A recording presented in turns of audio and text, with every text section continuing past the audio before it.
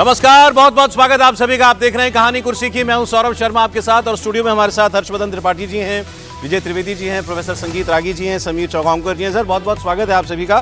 खबरें आज बहुत सारी हैं हमारे पास आपको बताने के लिए। खबरों में अदालतों से आज बड़ी खबरें आ रही हैं, तो खास तौर पर उनकी बात हम लोग करेंगे। सबसे पहले एक राम मंदिर को लेकर के ब्रेकिंग न्यूज थोड़ी देर पहले भी आप देख रहे थे, उस पर मैं भी आता हूं। लेकिन एक बहुत बड़ा कदम सुप्रीम कोर्ट की तरफ से उठाया गया है उत्तर प्रदेश के, क्योंकि ये भारत में 3 और ऐसे लंबित बड़े हिंदू मस्जिद विवाद जो अभी तक नहीं सुलझे हैं, उनको लेकर सुप्रीम कोर्ट ने एक बहुत बड़ी पहल की है। इसकी बात हम सबसे पहले करेंगे। सुप्रीम कोर्ट में 21 से 23 अगस्त तक समाधान समारोह के तहत विशेष लोक अदालतें लगाई जा रही हैं, और लोक अदालत में कानूनी लड़ाई बातचीत के बजाय मध्यस्थता के जरिए हल करने का प्रयास होता है। अब सुप्रीम कोर्ट ने मंदिर मस्जिद विवाद भी यहीं हल करने के लिए कहा है, दोनों पक्षकारों से, दोनों तरफ के लोगों से। सुप्रीम कोर्ट की पहल के बाद खबर यह भी सामने आ रही है कि मंदिर मस्जिद विवाद में हिंदू और मुसलमान पक्षों ने सुप्रीम कोर्ट की मध्यस्थता का प्रस्ताव ठुकरा भी दिया। अभी तो यह खबर ही थी कि सुप्रीम कोर्ट चाहता है कि दोनों पक्ष मिलकर के बात कर लें। इसमें ज्ञानवापी विवाद, काशी वाला, इसके अलावा इसमें उन्होंने संभल की हरि मंदिर मस्जिद विवाद का विवाद, इसके अलावा मथुरा श्री कृष्ण जन्मभूमि विवाद, वो तीनों इसके अंदर डाले थे। और कहा था कि बेहतर यह है कि तीनों पक्षों से जुड़े हुए लोग जो हैं वो आपस में बैठे। लेकिन अभी तक की जानकारी के मुताबिक किसी भी पक्ष ने इसके लिए सहमति नहीं दी है। इस लोक अदालत के जरिए मथुरा, संभल, काशी तीनों बड़े विवादों को आपसी सहमति से सुलझाने की अपील की है सुप्रीम कोर्ट ने। सुप्रीम कोर्ट ने लोक अदालत में चर्चा के लिए सभी पक्षकारों को नोटिस भी भेजा था, और 3 दिन तक चलने वाली इस लोक अदालत से पहले 14 जुलाई को ज्ञानवापी के मैटर पर वाराणसी में पहली पूर्व सुलह वार्ता वो भी होने जा रही है। 14 जुलाई 2026 को दोनों पक्ष मेज पर बैठकर बात करेंगे और इस मामले को सुलझाने का प्रयास भी किया जाएगा। तो ये खबर है इस वक्त की, जैसा मैंने आपको बताया। इसमें निकल करके बात अभी ये सामने आ रही है कि फिलहाल दोनों पक्ष जो हैं तीनों ही विवादों में वो बहुत इंटरेस्टेड दिखाई नहीं दे रहे कि बातचीत करके हम इसका हल ढूंढें। लेकिन सुप्रीम कोर्ट ने अपनी तरफ से बड़ा साफ कह दिया था कि 21 से 23 अगस्त तक ये पहल जो है वो चलेगी, और विशेष लोक अदालत 21, 22, 23 अगस्त को लगाई जाएगी, और उसमें इन तीनों विवादों पर सुप्रीम कोर्ट चाहता है कि समाधान के लिए बातचीत की जाए। अच्छा, ये प्रयास पहले भी हो चुके हैं। ये राम मंदिर को लेकर के भी पहले कई बार प्रयास हुए थे, लेकिन मामला निकला फिर अदालत के फैसले से ही। इस बार भी पक्षकारों का, अभी तक जो हमें जानकारी है, उनका मानना यह है कि ठीक है, सुप्रीम कोर्ट बलमनसात में एक बात कह रहा है कि मिलकर के बात कर लें तो बेहतर है, लेकिन इसका कोई नतीजा निकलता नहीं है। और उनका कहना यह है कि अदालत में हम लड़ाई लड़ ही रहे हैं, अब से नहीं दशकों से लड़ रहे हैं, वही कानूनी लड़ाई अपने अंजाम तक पहुंच जाए, यही बेहतर होगा। त्रिपाठी जी, देखिए, सबसे पहले तो सौरभ जी, मैं कतई इसका पक्षधर नहीं हूं कि इस तरह की लोक अदालत से मामला सुलझाया जाए।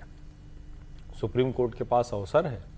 ये कोई संपत्ति का विवाद थोड़ी ना है कि कोई पट्टीदारी का झगड़ा है या कुछ ऐसा है कि चलो थोड़ा सा मेड़ काट लिया, खेत बढ़ाते चले गए, ये वाला मसला थोड़ी ना है। गांव की चकरोट थोड़ी ना गई है कि उसके लिए मुआवजा देना है। ये सीधे सीधे हिंदू मंदिर पर आक्रांता मुगल का हमला है। आधुनिक समय में ऐसे किसी भी हमले को कौन बर्दाश्त कर सकता है? आप हिंदू को हटा भी दें, क्या किसी के भी ऐसे स्थान पर कोई हमला हो? फिर दूसरा मसला आता है, मुसलमान कलेजे से लगाए बैठा है ईदगाह को, मुसलमान कलेजे से लगाए बैठा हुआ है, कह रहा है कि हम नमाज पढ़ेंगे। मुसलमान कलेजे से लगाए बैठा हुआ था बाबरी को। अब अगर वो कलेजे से लगाए बैठे हुए उन आक्रांताओं को, तो कौन सी लोक अदालत उनको बात करने में क्या प्रॉब्लम है? क्या, कौन सी बात करेंगे? बात क्या करेंगे आप ये तो बताइए भाई। बात करें, वो मना ही कर देंगे ना बात करने में। ठीक, सुप्रीम कोर्ट ने भी तो यही कहा, 3 दिन बैठ जाइए साथ में। उन्होंने तो मध्यस्थता में मना कर दिया।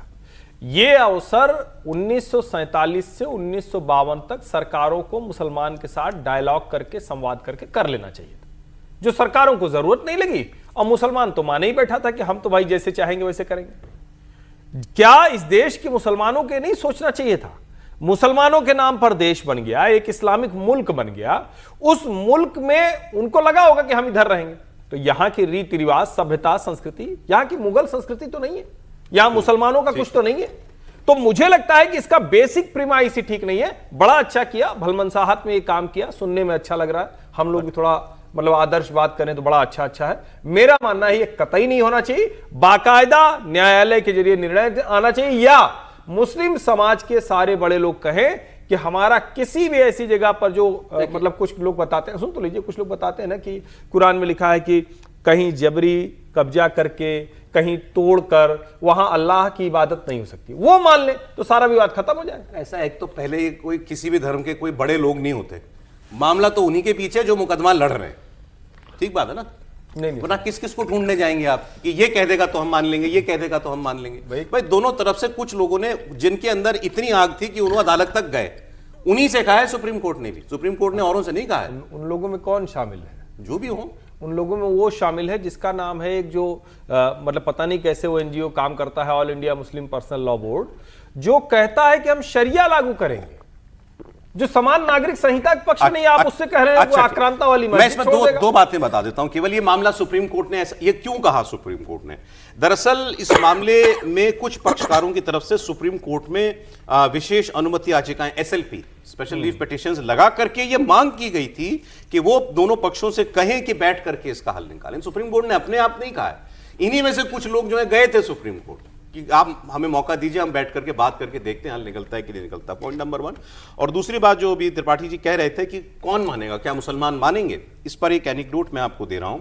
सुप्रीम कोर्ट के निर्देश पर पहले भी स्थानीय लोक अदालत में मथुरा विवाद, मतलब शाही ईदगाह मस्जिद कृष्ण जन्मभूमि विवाद, इसको लेकर के लोक अदालत में ही सुलझाने की कोशिश हो चुकी है।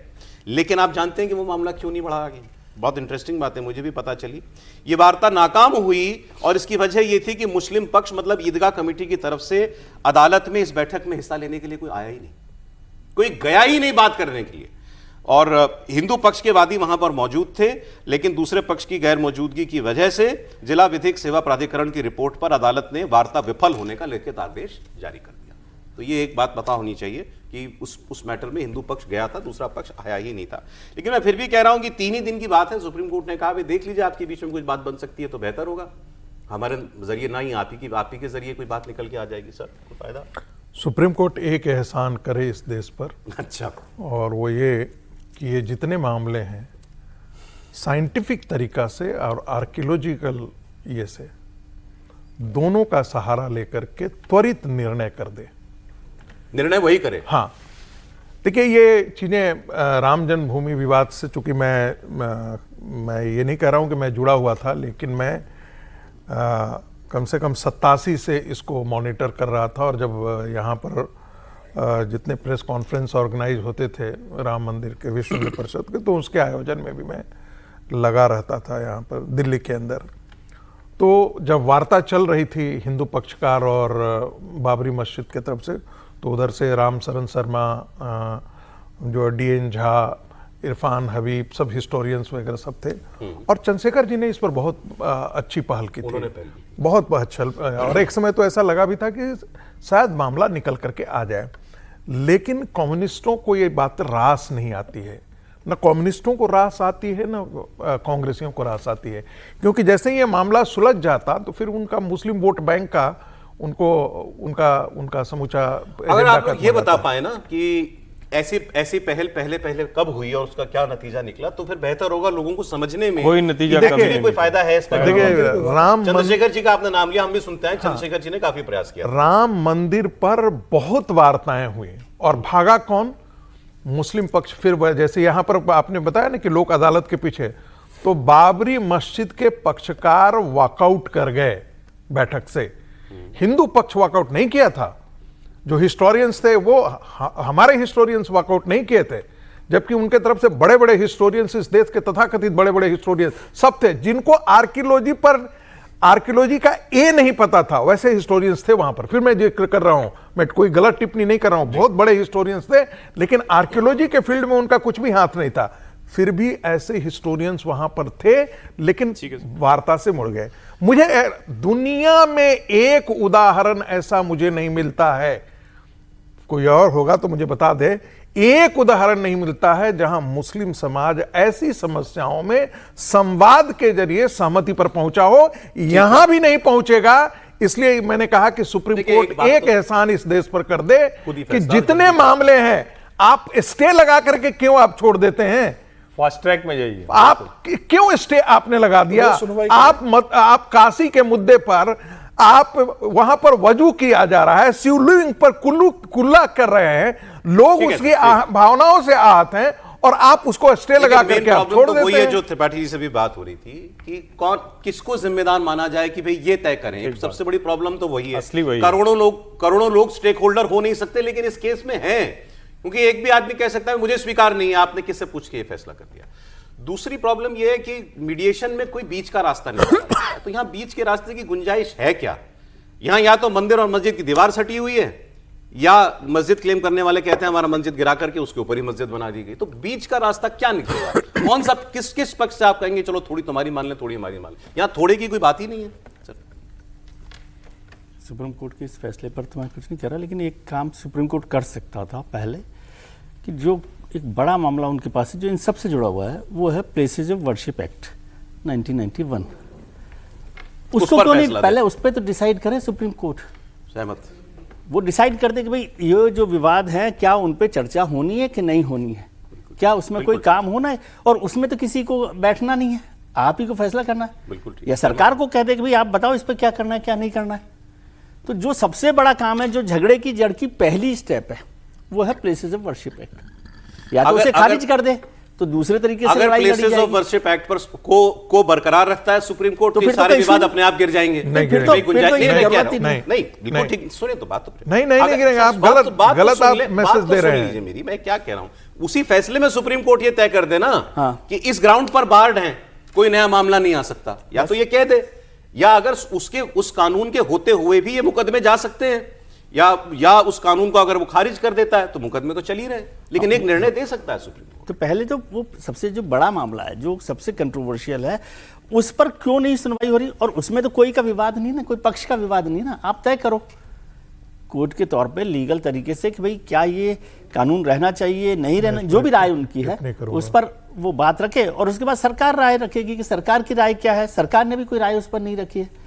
तो पहले जब तक वो मामला खत्म नहीं होगा तब तक मुझे समझ में नहीं आता कि सुप्रीम कोर्ट ये आगे कैसे बढ़ गया कि भाई इस विवाद पर आप यहाँ पर आ जाएं।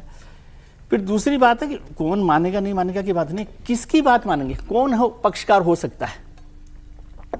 100 करोड़ हिंदुओं, 20 करोड़ मुसलमानों, जो भी नंबर हो, 80 इसमें तो करोड़। उन्होंने लिटिगेंट्स को कहा है। हाँ, लिटिगेंट्स रिप्रेजेंटेटिव होते हैं ना, आप उसको पिटिशंस को आप शायद जानते हैं कि नहीं जानते। लिटिगेंट्स जो है ना अपने आप फैसला नहीं कर सकते। कोई लिटिगेंट अकेला ये तय कर ले कि मैं ये ऐसा करना चाहता हूँ, वो नहीं हो सकता। ऐसे पिटिशंस में वो सोशल रेस्पॉन्सेज के साथ काम चलता है। ये नहीं है कि विष्णु शंकर जैन तय कर लेंगे या इरफान हबीब साहब तय कर लेंगे या सादिक रशीदी कर लेंगे, ऐसा नहीं है। वो ये जो सारी पिटिशंस हैं वो सोशल पिटिशंस हैं, उस पर काम आपने भी ये कहा, आपने भी ये कहा कि सुप्रीम कोर्ट इसमें पक्षकारी कोई नहीं है कि मैं बस कौन एक बैठेगा, जिक्र करना क्या चाहता 5 लोग इस सारे विवाद को हल कर सकते हैं। और है, दूसरा दो पिछला चीज़- जो अनुभव है उसमें कभी भी ये पक्षकार के तौर पर फैसला नहीं हुआ। मैं इसको तो ये समझता हूं, मतलब हो सकता है ये कंटेम्प्ट जैसा किसी को लगे, लेकिन ये तो सुप्रीम कोर्ट अपनी जिम्मेदारी दूसरों के कंधे पर डालने की बात है। चलें ठीक है सर, आप एक लाइन कह लीजिए, समीर जी आ रहा हूं। देखिए, जस्टिस चंद्रचूड़ ने जो फैसला दिया था जब काशी का विवाद आया था कि भाई इस पर जो प्लेसेस ऑफ वर्शिप एक्ट लागू होता है, लागू करना चाहिए, तो सुप्रीम कोर्ट ने इसको मना कर दिया था, अलाउ किया। साइंटिफिक इंक्वायरी जो है वहां पर हुई काशी वाला में। तो इसका मतलब ही था कि कहीं ना कहीं उस एक्ट में ये लूप होल्स रखा गया है। ये टेक्निकल लोग इसका विष्णु शंकर जैन से आप पूछेंगे तो उसका सब बता देंगे उसका। दूसरी बात है कि नेचर ऑफ वर्शिप उस दिन क्या था, वो तो डिस्प्यूटेड है ना। ठीक है कि नहीं, उसी का सहारा लिया जा रहा है। और दूसरी बात, जो आर्कियोलॉजिकल मॉन्यूमेंट्स है उस पर ये प्लेसेस ऑफ वर्शिप एक्ट लागू नहीं होता है। तो यही कारण है कि भोजशाला को मुद्दा उठाया गया। आपने ये तो बात ठीक है कि प्लेसेस ऑफ वर्शिप एक्ट होते हुए भी ये मामले अदालतों ने सुने हैं। मैं एक लाइन जरूर पहले समीर जी बात करें उससे एक लाइन पहले जरूर ये बोल देना चाहता हूं। प्लेसेस ऑफ वर्शिप एक्ट पर सुप्रीम कोर्ट में चैलेंज किया गया था। पहले प्लेसेस ऑफ वर्शिप एक्ट को जो चैलेंज किया गया था उसी पिटीशन को तो सुप्रीम कोर्ट सुन ले। वही तो कह रहे हैं, वो भी नहीं, वो सुन नहीं रहा है। इतने दिनों से लिस्ट आउट नहीं किया गया है सर। ना कोर्ट सुन रहा है, ना उस पर सरकार जवाब दे रही। सरकार का जवाब आ गया उस पर? कितने नोटिस गए सरकार भाई? सरकार नहीं जवाब दे रही तो सुप्रीम कोर्ट सुनेगी नहीं? पढ़ना नहीं चाहती इस मामले में। स्पष्ट मानना है प्लेसेज ऑफ वर्शिप एक्ट किसी भी कीमत पर ठीक नहीं है। नहीं, हिंदुओं के साथ विश्वासघात है वो। हिंदुओं के साथ विश्वासघात था। सर, ये जो राम मंदिर वाला मामला चल रहा है ना, चढ़ावे में चोरी का, इस पर सुप्रीम कोर्ट में आज सुनवाई हुई और सुप्रीम कोर्ट ने इस मामले की जांच करने वाली एसआईटी से स्टेटस रिपोर्ट मांगी है। उसके अलावा राम मंदिर ट्रस्ट को सुप्रीम कोर्ट ने नोटिस जारी किया है और स्टेटस रिपोर्ट तलब की है। अगले सोमवार को सुप्रीम कोर्ट में इस मामले पर फिर सुनवाई की जाएगी, लेकिन इसमें किसी सरकार को नोटिस जारी नहीं हुआ है। नोटिस केवल और केवल ट्रस्ट को जारी हुआ है और उनसे मांगा गया है कि आप, क्योंकि रिपोर्ट उनके पास होगी, ट्रस्टीज के पास, वो तो सामने आई गई थी, तो वो स्टेटस रिपोर्ट उसकी मांगी है। अब बाकी फाइनल रिपोर्ट तो कब आएगी इसके बारे में कुछ नहीं कहा जा सकता। तो ये मामला भी सुप्रीम कोर्ट पहुंच गया है। सर, मंदिर मस्जिद के मामले सुप्रीम कोर्ट के सामने। देखिए, प्लेसेस ऑफ वर्शिप एक्ट जो है वो तो मधुमक्खी का छत्ता है। न सरकार उसको छूना चाहती, न सुप्रीम कोर्ट उसको छूना चाहता है। सब जानते हैं कि इसको छूने पे क्या बवाल बचने वाला है, तो दोनों ने उसको दरी के नीचे रखा हुआ है। कोई इसके बारे में बात करना नहीं चाह रहा कि इस मामले में कोई भी जजमेंट देने की स्थिति में नहीं है। रही बात मथुरा और काशी की, तो मुझे लगता है कि सुप्रीम कोर्ट ऐसे संवेदनशील मामलों को सुप्रीम कोर्ट चाहता हो कि भाई अगर ये पक्षकार मिलकर दोनों समाज मिलकर निपटा लेंगे तो ये हमारे सर पर नहीं आएगा किसी तरीके से। राम जन्मभूमि मामले पर भी सुप्रीम कोर्ट ने पहले कोशिश की थी कि भाई बातचीत से, वार्ता से निकले। जब ये नहीं हुआ तो आखिरी में सुप्रीम कोर्ट ने इस मामले पर अपना फैसला दिया। सुप्रीम कोर्ट की पहली कोशिश होगी कि दोनों पक्ष इस मामले को, दोनों समुदाय के लोग मिलकर बैठे, मामले को आपस में निपटा ले। हम पर यह बर्डन ना आए कि इसके लेकर हम अंतिम फैसला ले। लेकिन सुप्रीम कोर्ट इस बात को भी जानता है कि भाई ये स्थिति होने नहीं वाली, क्योंकि मुस्लिम समाज इस पे सहमति कभी नहीं जताएगा कि वो इस मामले में बातचीत कर रास्ता निकाले और वो हिंदू समाज से कह दे कि भाई मथुरा और काशी में आपका ही है और हम आपको देते हैं। जब राम मंदिर मामले पे उन्होंने इतना बड़ा मन रखकर राम मंदिर का नहीं दिया कि भैया आपके राम का जन्म हुआ, हम इसको छोड़ने को तैयार है, तो आप एक क्या उम्मीद करते हो कि वो काशी और मथुरा को छोड़ देंगे? तो ये संभव नहीं है। बातचीत से इसका रास्ता निकलेगा नहीं। फैसला सुप्रीम कोर्ट को ही करना पड़ेगा, कोर्ट के माध्यम से इसका रास्ता निकलेगा। अब सुप्रीम कोर्ट कैसे बढ़ता है? क्या सुप्रीम कोर्ट इस पर कछुआ चाल चलता रहेगा या रोज इसकी सुनवाई करके इसको तय कर ले कि भाई 90 दिन के अंदर, 365 दिन के अंदर इसका हम फैसला करेंगे? आप रोज सुनवाई कर दीजिए, एक बेंच बना दीजिए स्पेशल, वो रोज सुनवाई करे इस मामले को लेकर और साल भर के अंदर इसका फैसला ले ले। तो मुझे लग रहा है कि सुप्रीम कोर्ट को तय करना पड़ेगा कि इस मामले को वो कितना लंबा लेकर चलना चाहती है और कितना जल्दी खत्म करना चाहती है। फिलहाल जो पूरा इस मामले को सुप्रीम कोर्ट का जो रुक रहा है वह इस मामले को लंबित रखने का रहा है। कहीं ऐसा नजर नहीं आया कि सुप्रीम कोर्ट इस मामले को लेकर बहुत गंभीर है और इस मामले का जल्द निपटारा करना चाहती है। फिलहाल सुप्रीम कोर्ट देख रहा है कि भाई समाज की भावनाएं क्या है, समाज इस दिशा में कैसे आगे बढ़ रहा है। कोई नहीं चाहता कि हमारे सर पे आए ना, बिल्कुल। और सुप्रीम कोर्ट का कोई जज नहीं चाहता कि मेरे सर पर माथा फूटे कि भाई हम लोगों ने किया। जिन्होंने राम मंदिर का फैसला दिया वो आज तक तोहमत सुन रहे, नहीं सुन रहे? बिल्कुल, निश्चित रूप से। लेकिन सुप्रीम कोर्ट को समझना होगा कि फैसला सुप्रीम कोर्ट के ही रास्ते निकलेगा, कोई भी वर्ग इसका फैसला नहीं कर सकता। मंदिर मस्जिद की पॉलिटिक्स में आगे कोई चुनावों में कोई डिविडेंड दिखता होता तो नेता लोग इसकी बात करते। देखें आगे होता है कि होता है। वैसे योगी आदित्यनाथ बार बार कह रहे हैं, अखिलेश यादव से भी कह चुके हैं कि वहां कृष्ण जन्मभूमि की बात करो, अब आगे बढ़ो राम मंदिर से। इसके अलावा गठबंधन को लेकर के भी खींचतान शुरू हो गई है, वो मैं आपको बताता हूं। उत्तर प्रदेश में समाजवादी पार्टी के साथ बराबरी की दावेदारी पर कांग्रेस अब बिल्कुल हमलावर हो चुकी है। कांग्रेस के सांसद इमरान मसूद उत्तर प्रदेश से ही आते हैं, सहारनपुर से। उन्होंने कहा कि यूपी में अखिलेश यादव अगर 2024 में लोकसभा चुनाव में कोई कमाल कर पाए थे तो उसकी वजह हम थे, मतलब कांग्रेस। और अब अलायंस को लेकर गोलमोल बात ना करें, सीधे मेज पर आए अखिलेश यादव और बात करें राहुल गांधी से सीधे। और फिर उन्होंने ये भी कहा कि मुसलमानों के नेता राहुल गांधी ही हैं, कोई कंफ्यूजन नहीं रहनी चाहिए, और राहुल गांधी की लीडरशिप में समाजवादी आगे बढ़ती है तो ठीक होगा। गठबंधन चिल्लाने से कुछ नहीं होता जब तक राहुल गांधी के साथ सीधे तौर पर अखिलेश यादव उत्तर प्रदेश के चुनाव को लेकर बात नहीं करते। अखबारों में या छोटे छोटे बयानों के माध्यम से गठबंधन को चिल्लाना ये ठीक नहीं है। जो भी होना है उसका स्वरूप सामने आना चाहिए ना कि क्या होना है। जो कुछ होना है उससे बैठ करके तय होना चाहिए ना। अब आप लास्ट मोमेंट तक इसे खींचेंगे, लास्ट मोमेंट पे होगा कुछ नहीं, नतीजा ढाक के तीन बात। तो आप ईमानदार अगर हैं सरकार बनाने के लिए तो ईमानदारी से प्रयास आज करिए। माइनॉरिटी देश की राहुल गांधी की तरफ देख रही है, सबको पता है, माइनॉरिटी हो चाहे मेजोरिटी हो, सबको पता है कि राहुल गांधी के बिना अब ये लड़ाई लड़ पाना संभव नहीं है। समाजवादी पार्टी के साथ दिक्कत यह है कि समाजवादी पार्टी को नंबर 1 तो मुसलमान बर्दाश्त नहीं होता। लीडर बोलता वो मुसलमान बर्दाश्त नहीं। आजम खां का इलाज कराने में कौन कौन लोग शामिल हैं ये सबको पता है। आजम साहब बोलते थे, अभी मेरे पीछे लगे हुए हैं। तो आपको बोलता हुआ मुसलमान बर्दाश्त नहीं होता और वो मुसलमान अब कांग्रेस में है। एक तो करेला ऊपर से नीम चढ़ा, आपको बर्दाश्त नहीं होता, और दूसरा मैं कांग्रेस के अंदर कोई मुस्लिम लीडरशिप, मैं तो कांग्रेस से मांग रहा हूं। मुझे बात जो करनी है मुझे कांग्रेस से करनी है। मैं तो कभी गठबंधन मैं तो 25 में कह दिया था कि हमें बैसाखी छोड़नी पड़ेगी, क्योंकि पिटता अब्दुल है। आपको तो फर्क नहीं पड़ता। आप बताओ कि पिछले 12-14 साल के अंदर आपका कोई व्यक्तिगत नुकसान हुआ हो तो पता चले। बर्बाद कौन हुआ है? बर्बाद अतीक हुआ, मुख्तार हुआ, बर्बाद आजम खान हुए, बर्बाद कौन हुआ है?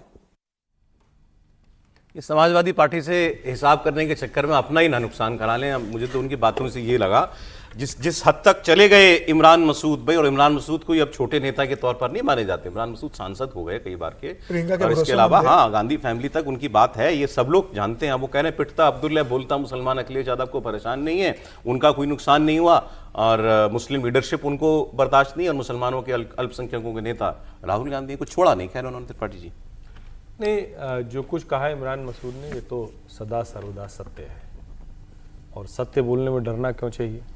इमरान मसूद ठीक कह रहे हैं कि मुसलमानों का अगर इस देश में कोई सबसे बड़ा नेता है तो उनका नाम है राहुल गांधी। अगर कोई विवाद यानी कहे कि कोई कहे कि इसको हम क्या चैलेंज करते हैं, तो चैलेंज सिर्फ प्रियंका जी कर सकती है और कोई नहीं कर सकता है मुसलमानों की लीडरशिप के नाम पर। सबसे पहली बात तो ये। दूसरा जो वो कह रहे हैं ये तो सच है, लाख समाजवादी पार्टी कहे, लेकिन जब अखिलेश जी और राहुल जी अलग अलग थे तो क्या हुआ था भाई, वो भी तो 5 ही पे रह गए थे ना। आज जो 37 सांसद लेकर चल रहे हैं वो भी 5 पे रह गए थे। लेकिन इसका दूसरा पहलू भी है, फ्लिप साइड है, वो ये है कि अगर कांग्रेस पार्टी उधर नहीं गई तो अखिलेश यादव की पार्टी हो सकता है 111 से 90 पे आ जाए, 80 पे आ जाए, 50-60 विधायक हों, ऐसे मान सकते हैं। लेकिन कांग्रेस पार्टी के तो ये जो 2 हैं, 2 सुन रहे हैं ना, 403 में 2, वो भी रह जाएंगे कि नहीं रह जाएंगे इसमें संदेह है।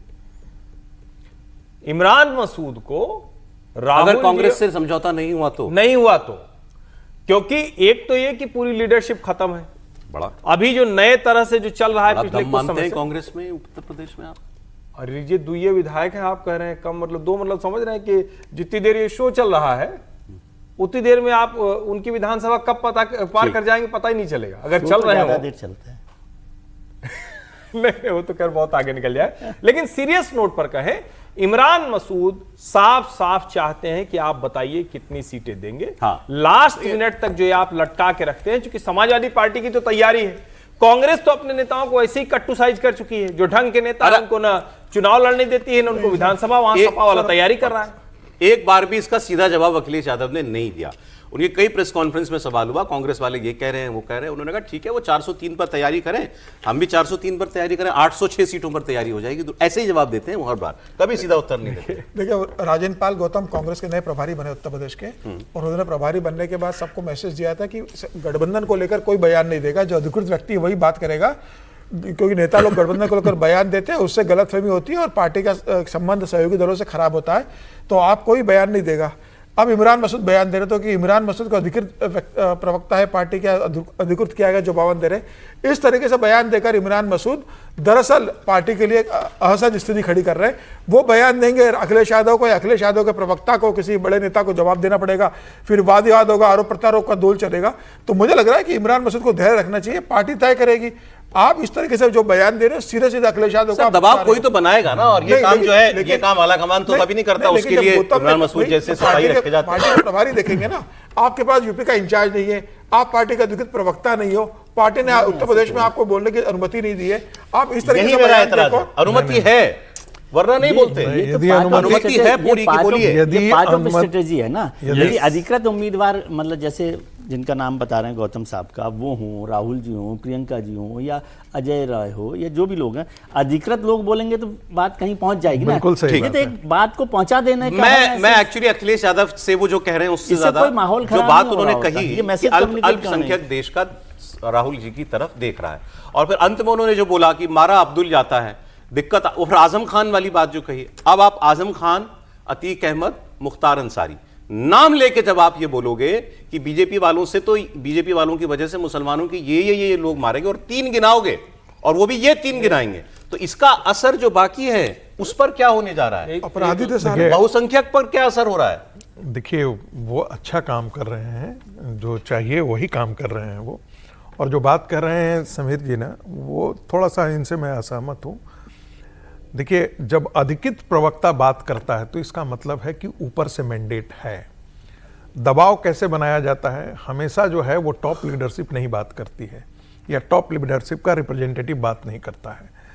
ये पॉलिटिक्स का तरीका है कि जो उत्तर प्रदेश से आते हैं, बड़े नेता हैं, सब कोई मानता है कि प्रियंका गांधी के ये बड़े करीबी हैं, और जब ये बोलते हैं तो इनकी बातों का वजन है, इसमें कोई दो राय नहीं है। और वो क्या कह रहे हैं, वो अपने नेता के बारे में कह रहे हैं, वो एक बार्गेनिंग के लिए एक दबाव की पॉलिटिक्स जिसको हम बिल्कुल कर रहे ठीक हैं, है। वही काम कर रहे हैं। लेकिन उसमें नुकसान तो नहीं कर गए अपना? नहीं, बिल्कुल नहीं। देखिए, मुख्तार अतीक और आजम खान याद दिला के। एक मिनट। एक कहा जाता है कि एक अंग्रेजी की कहावत है, उसका हिंदी रूपांतरण कर लीजिएगा, who that is down needs fear no fall. जो पहले से जमीन पर है उसको और नीचे गिरने का डर नहीं है। तो कांग्रेस पार्टी को कितना नीचे गिरने का डर है? वो जहां से बात कर रहे हैं वो बिल्कुल सही करें। राजनीति अपनी ही जमीन पर करनी चाहिए।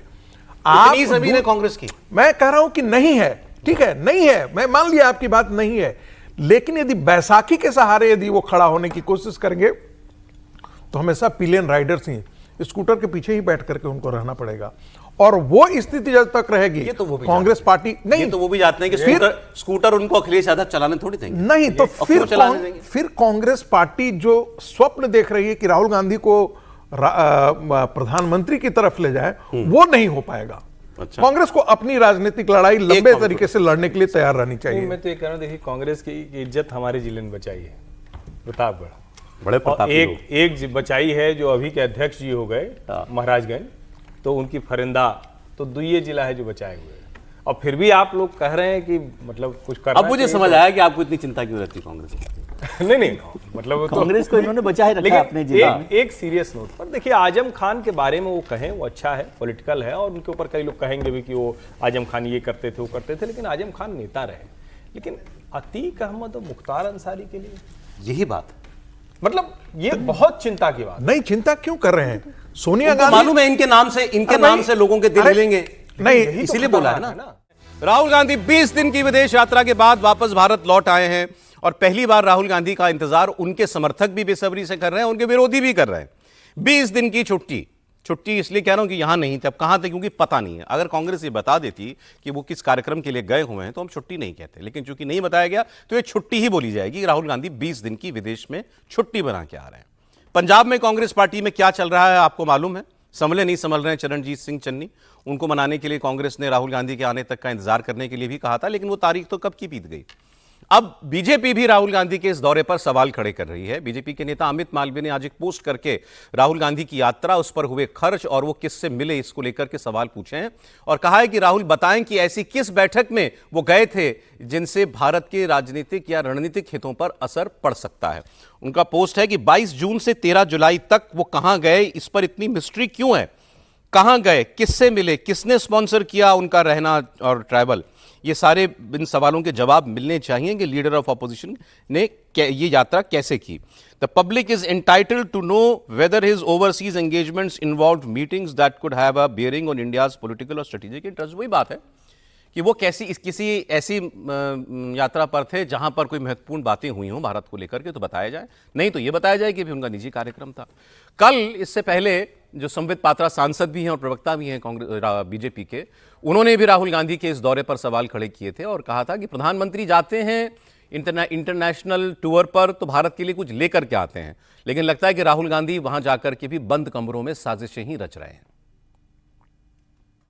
आप जानते होंगे राहुल बाबा कहाँ है, ढूंढिए जरा कहाँ है। उनका कुछ होने वाला था, प्रयागराज में कोई कार्यक्रम 10 जुलाई को पोस्टपोन्ड हो गया, पटना में भी कार्यक्रम था वह भी पोस्टपोन्ड हो गया। इसमें कोई स्टैंप लगा हुआ है लंदन, आइसलैंड, जर्मनी, पता नहीं कहाँ है, वह भी टूर कर रहे हैं। यह प्रधानमंत्री जी भी टूर में गए, राहुल गांधी जी भी टूर में गए। प्रधानमंत्री जी देश को जिता के आए और राहुल गांधी जी बंद कमरे में जरूर, मैं लिख के देता हूं, पता आप लगाइए, जरूर बंद कमरे में षड्यंत्र रच रहे होंगे कि जो अच्छे काम नरेंद्र मोदी जी के नेतृत्व में हुआ है किस प्रकार से उसमें भंग डाला जाए, रंग में कैसे भंग डाला जाए, उसका प्रयास कांग्रेस के राहुल गांधी जरूर कर रही होगी। अब राहुल गांधी साजिश रच रहे हैं ये बीजेपी कह रही है, लेकिन बीजेपी बोल इसलिए पा रही है क्योंकि बताया नहीं गया कि राहुल गांधी की यात्रा किस मकसद से थी, कहां कहां पर वो गए, इवन कहां गए ये भी तो नहीं पता। विदेश में कहाँ गए, इतनी बड़ी दुनिया में किन देशों में वो गए, इसकी भी किसी को जानकारी नहीं है। कुछ इधर उधर से बातें पता चल रही हैं कि यूरोप के टूर पर थे, तो फिनलैंड भी गए थे, लंदन भी गए थे, जर्मनी भी गए थे, 2-3 इन जगहों के नाम इन्होंने भी लिया, हमें भी ऐसा ही कुछ पता चला था। बट इस पर स्पेकुलेशन की गुंजाइश क्यों छोड़ती है कांग्रेस पार्टी? सबसे बड़ी बात तो ये। और 20 दिन बहुत होते हैं भाई, 20 दिन तक देश का नेता विपक्ष विदेश में है और मालूम ही नहीं किसी को कहां पर है, कहीं। और लोग कहेंगे भाई आपको क्या मतलब है राहुल गांधी से, वो कहीं भी जाएं, ठीक है, फिर ये बात है, फिर इसको हमेशा के लिए ऐसे ही छोड़ दिया जाए कि राहुल गांधी जो करते हैं उनसे कुछ ना पूछा जाए। लेकिन अब वो लीडर ऑफ अपोजिशन है, समीर जी के पास कोई पुख्ता खबर हो तो बता दें।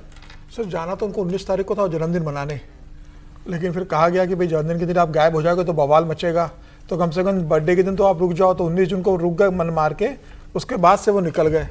और 20 दिन विदेश में रहना और ऐसी जगह रहना कि किसी को भनक तक न लगे। कांग्रेस में भी किसी को भनक नहीं थी, सिर्फ खबर है कि प्रियंका और सोनिया गांधी को पता था वो कहां पर है, बाकी किसी को नहीं मालूम था कि राहुल गांधी कहां गए। इससे कौन सी गोपनीय यात्रा थी कि सिर्फ सोनिया और प्रियंका के अलावा मल्लिकार्जुन खड़गे राष्ट्रीय अध्यक्ष को भी नहीं मालूम। पंजाब में इतना बवाल मच रहा है, वहां के जो प्रभारी है भूपेश बघेल राहुल गांधी को मैसेज भेज रहे हैं कि वीडियो कॉन्फ्रेंसिंग से आप चन्नी से बात कर लीजिए। आप वीडियो कॉन्फ्रेंसिंग पर चन्नी से बात करने को तैयार नहीं हो, आप किसी भी तरीके से पंजाब के मामले में दखल देने को तैयार नहीं हो, आप पार्टी के नेताओं से बात करने को तैयार नहीं। और 8 महीने बाद 5 राज्यों का महत्वपूर्ण चुनाव है, उत्तर प्रदेश है, उत्तराखंड है, गोवा है, आप उसकी चिंता छोड़कर आप 20-20 दिन बाहर रह रहे हो। सत्र शुरू हो रहा है 20 तारीख को, वहां पर सरकार को कैसे करना है, राम मंदिर का इतना बड़ा मामला है, उस पर आप शब्द नहीं बोल रहे। सरकार को किस मामले पर घेरना है, कैसे करना है, विपक्ष आपके साथ है नहीं है, आपको कोई चिंता नहीं। और इस तरीके से मुझे तो हैरानी इस बात की कि आपको भी नहीं पता वो कहां गए। मैंने कहा ना सर, सोनिया प्रियंका के अलावा इस बार किसी को नहीं। नहीं, लेकिन जब मैंने सुना कि प्रधानमंत्री तो भाई सार्वजनिक तौर पर देश का और बंद कमरे में राहुल गांधी, तो मुझे लगा कि अब बताएंगे। नहीं, लेकिन आप बंद कमरे का मसला मैं फिर आपसे कर, पहले भी मैंने कहा आप लोगों के परिवार यहीं पर हैं, ठीक है। राहुल जी को आप उनके परिवार रिश्तेदार बाहर भी रहते हैं और आप उनके निजी जीवन में झांकने की कोशिश कर रहे हैं। सर कब तक निजी जीवन वाला बहाना चलेगा सर? नहीं, कब तक?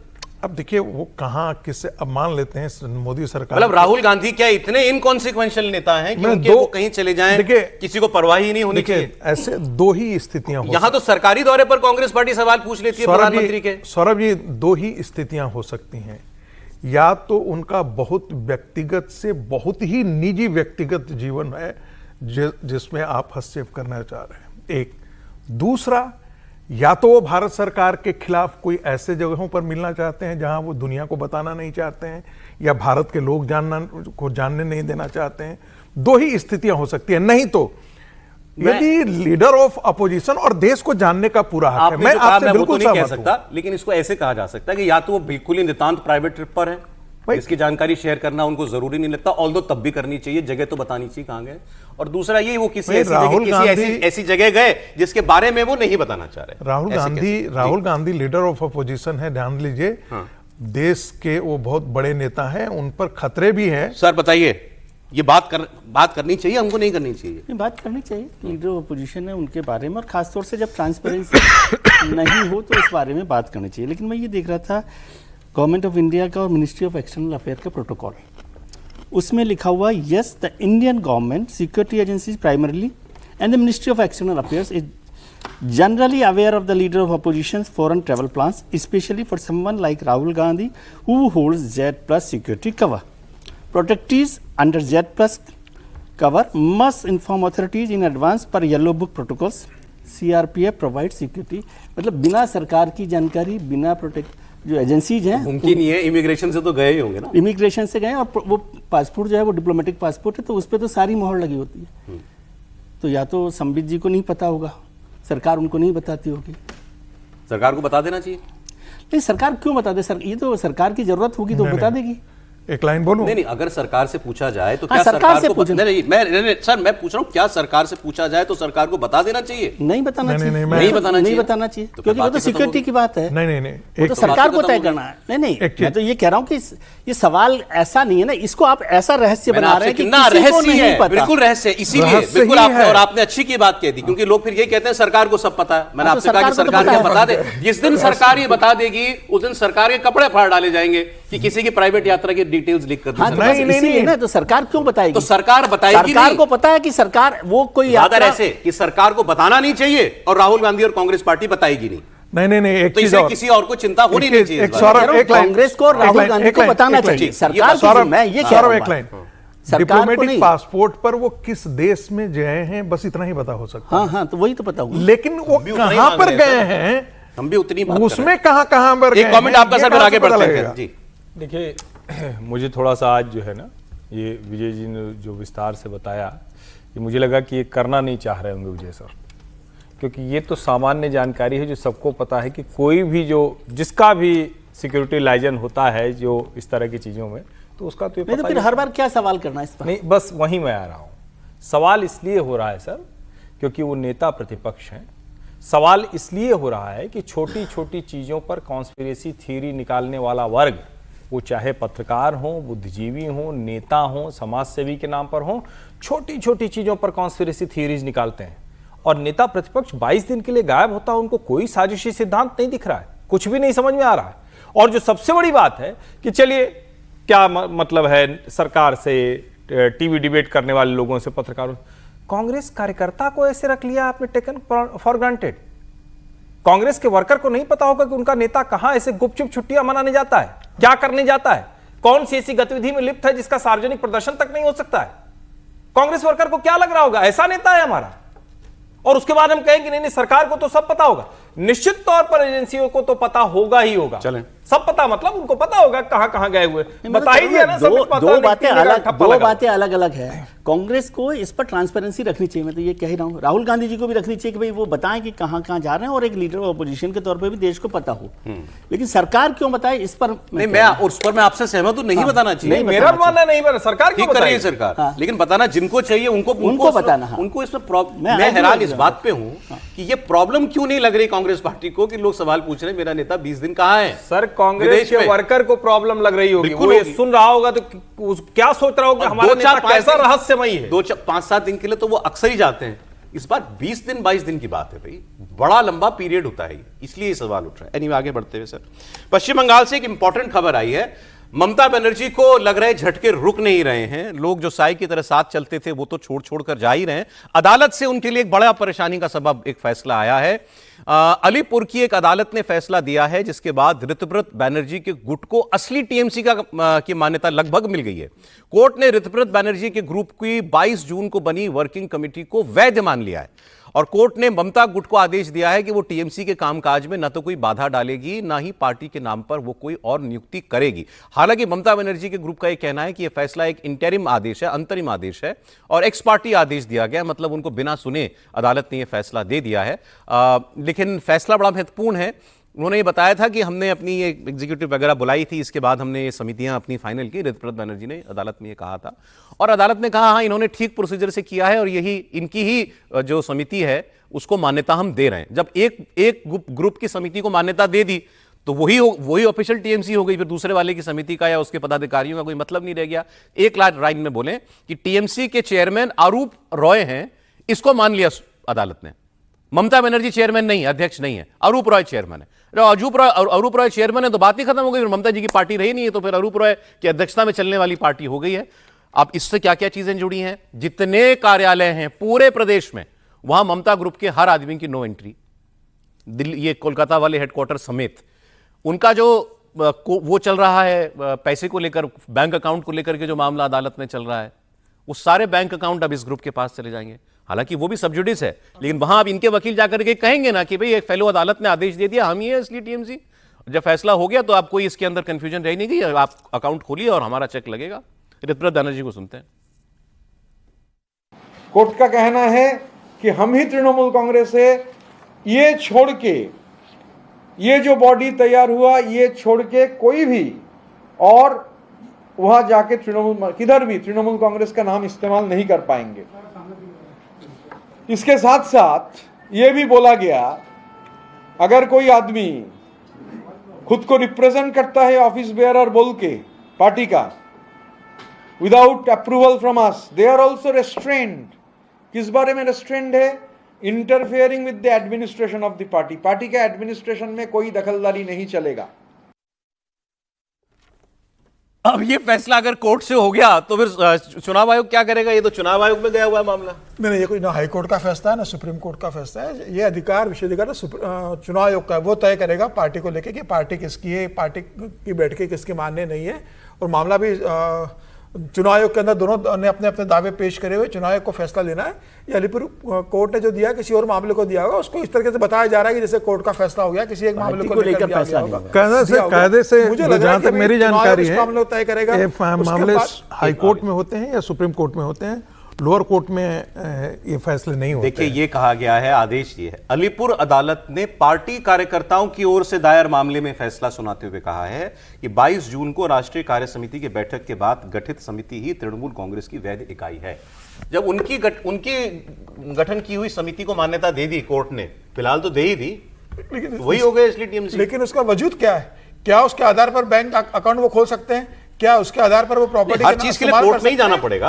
और इस मामले के लिए उन्होंने कहा ये आदेश हम अपने रिप्रेजेंटेशन में चुनाव आयोग को देंगे। कोर्ट में नहीं जाना पड़ेगा सर। कोर्ट ये कहेगी पर चुनाव आयोग तय करेगा इस मामले को। चुनाव आयोग के फैसले के बाद आप हारेगा, ये तो अभी कह देना चाहिए था। तो ये तो गलत है ना। अलीपुर की कोर्ट ने, लोअर कोर्ट ने कह दिया, इसका कोई मतलब नहीं है कहने का। मुझे लगता है किसी तरह से वैलिड नहीं है। किस संदर्भ में कहा, कौन सा जज ने कहा, क्या सुनकर कहा, यह पूरी तरीके से गलत है। यह पूरा तरीके से चुनाव आयोग का फैसला होगा। चुनाव आयोग का जो फैसला होगा उसके खिलाफ आप हाई कोर्ट, सुप्रीम कोर्ट जा सकते हो। मैं बोलूं, अलीपुर मामला ये था, पार्टी के वर्कर गए और वो इधर की ऋतुपत बनर्जी ग्रुप के ही होंगे, उन्होंने ये पिटीशन लगाई होगी जो उस पे जो आदेश से समझ में आ रहा है कि साहब ये बताओ मेरा अध्यक्ष कौन है। हाँ, बस वो इतनी सी बात है। अध्यक्ष मतलब जो समिति बनाई गई, पदाधिकारी बनाए गए, मैं किसको मानूं? कमेटी के बारे तो में उन्होंने कह दिया इनको मानूं। हाँ, कमेटी के बारे में ये है कि भाई यहाँ पर मेजोरिटी इनकी है, इनको। और मजे के बाद दूसरी पार्टी से बिना पूछे डिसीजन दे दिया। सर इन इफेक्ट बात तो वही हो गई ना। बात तो वो हो गई, लेकिन वो उसको ऑफिशियल इस तरह से नहीं, क्योंकि इलेक्शन कमीशन ही कॉम्पिटेंट अथॉरिटी है। वो डिसाइड, इलेक्शन कमीशन के फैसले के बाद आप कोर्ट में जा सकते हो कि हम इस फैसले का कोई मतलब नहीं है। इस मसला कोई मतलब नहीं है। कमेटी मतलब खासतौर से पार्टी के अधिकारों को लेकर या पार्टी के नेतृत्व को लेकर। वो तो ठीक है कि फाइनल फैसला तो चुनाव आयोग करेगा, और लेकिन इलेक्शन कमीशन के कॉम्प्लिकेशंस जरूर पैदा होंगी और जो मामले चल रहे हैं उनमें। अगली खबर आपको मैं बता देता हूं, बड़ा आप लोग, मैं देख रहा था, बड़ी चर्चा, बड़ी चिंता कर रहे थे आप बीजेपी की बगावत हो गई बीजेपी में। नरोत्तम मिश्रा के समर्थकों ने जो है जाम कर दिया हाईवे और पत्थरबाजी पुलिस पर की और हाईजैक कर लिया पार्टी का कार्यालय, हुआ भी था। आज उसी सीट पर नॉमिनेशन के लिए उपचुनाव में दतिया की सीट पर खुद नरोत्तम मिश्रा मौजूद रहेंगे। उनकी जगह जिनको टिकट दिया गया है उनके नॉमिनेशन में नरोत्तम मिश्रा खुद मौजूद होने वाले हैं। और क्या नाम है सर उनका? आशुतोष तिवारी जी के नॉमिनेशन में। और इससे पहले उनके कई स्टेटमेंट भी आए थे।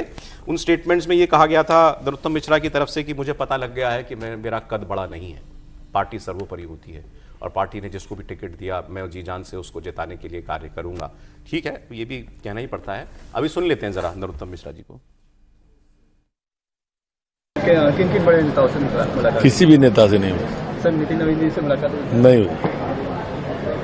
क्या बात की हुई है? दिल्ली बुलाया गया था?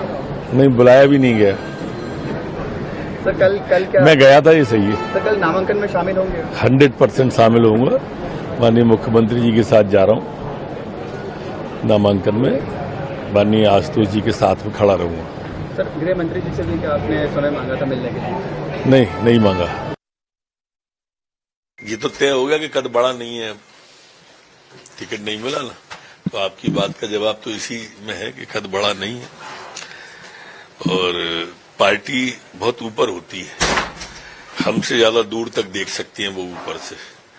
पार्टी ने जो निर्णय लिया है उसको सर माथे पर रखते हुए पार्टी का काम करना, संगठन का काम करना, यही लक्ष्य। सर आपका अब नरोत्तम मिश्रा जी की जो भाषा बदली है, मतलब भाषा तो उनकी यही रही, क्योंकि उनका ऐसा कोई बयान नहीं आया सामने जिसमें उन्होंने कहा हो पार्टी कार्यकर्ताओं से जाओ जाके हंगामा करो। पार्टी कार्यकर्ता तो ये भी, वो जो उनके समर्थक थे उन्होंने कहा वो कह भी देंगे तो हम नहीं मानेंगे, लेकिन हंगामा तो हुआ और ऐसा वैसा नहीं हुआ। पूरे देश ने देखा कि इतना बड़ा हंगामा हो गया टिकट डिनाई करने पर एक पार्टी के समर्थक। अब जो वो बात कह रहे हैं वो बड़ी, अब उनकी लाइन बिल्कुल ठीक है।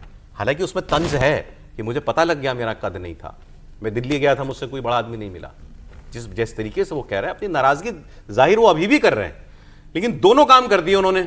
अपनी स्ट्रीट पावर भी दिखा दी और अब ये भी कह दिया कि मैं तो साथ साथ ही हूं, मैं तो कहीं गया ही नहीं था, पार्टी सबसे बड़ी होती है। क्यों त्रिपाठी जी, अब इसका फायदा क्या, इसका मतलब उनका भविष्य क्या है?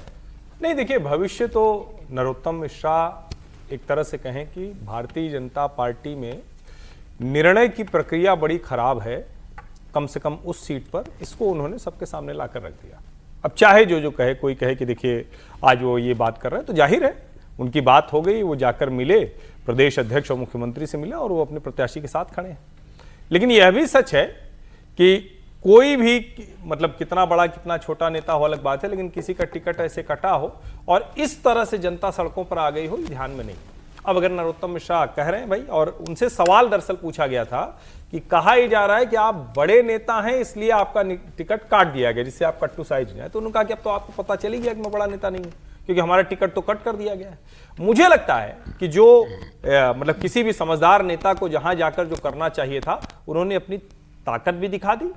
ताकत दिखाना भी ठीक था, बहुत जरूरी था, बहुत जरूरी। किसी भी नेता के लिए अपनी ताकत समय समय पर दिखाते रहना जरूरी होता है। और मैं दूसरी बात कर रहा हूं, मैं इसका पक्षधर नहीं हूं, पार्टी तो कोई भी हो, पार्टी ही बड़ी होती है, जो निर्णय ले लेगी वो वही तय होगा। लेकिन इतने दिनों से वो प्रचार कर रहे थे, कोई उनको बुला के बैठा के नॉमिनेशन फॉर्म खरीद लिया था, सबसे महत्वपूर्ण नॉमिनेशन फॉर्म ले लिया था, सबको पता होगा भाई। वो प्रचार कर रहे थे, वो लोगों को अपने यहां ला रहे थे, वो ज्वाइन करा रहे थे कांग्रेस के नेताओं को भारतीय जनता पार्टी में, और आप अचानक पार्टी टिकट बदल। अब अच्छा ये बताइए ना, ये कहां, ये फाइनल फैसला हुआ कहां से है कि नहीं मिलेगा नरोत्तम मिश्रा को टिकट? मैं वो ये जानना चाह रहा हूं। भाई जो सबको मालूम था नरोत्तम मिश्रा नहीं, दिल्ली से फैसला हुआ है सर, ये चुनाव नहीं, दिल्ली में भी बहुत लोग हैं सर, सबको पता था नरोत्तम मिश्रा चुनाव लड़ने की तैयारी कर रहे हैं। ये फैसला नितिन नवीन का था, ये फैसला उनसे ऊपर वाले लोगों का था? मुझे नहीं लगता है, मुझे लगता है मध्य प्रदेश से किसी की सिफारिश थी, सीएम मोहन यादव की सिफारिश थी कि नहीं मिलना चाहिए टिकट। देखिए जो जानकारी जो निकल चल करके रहा है आया है उस पे वो तो कहेंगे। सीएम का नाम आ रहा वही है। कहा जाता है कि मोहन यादव नहीं चाहते थे कि इनको टिकट मिले, मतलब अगर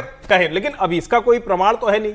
नहीं जो तो पहली बार इस सारे विवाद के बाद पहली फोटो उनकी मोहन यादव के साथ ही आई। नहीं इसका मतलब ये है कि उनके साथ राजनीति में तो उन्हीं के होता साथ है। विवाद। हाँ, ये तो फोटो से ही समझ में आना चाहिए। नहीं राजनीति में तो ये होता ही है, लेकिन जो आप भोपाल से कुछ लोगों से बातचीत हुई तो उनका बहुत साफ साफ कहना है कि मुख्यमंत्री बिल्कुल ही नहीं चाहते थे, और इसलिए नहीं चाहते थे क्योंकि उनका एक दबंग नेता के तौर पर उनकी चर्चा होती थी।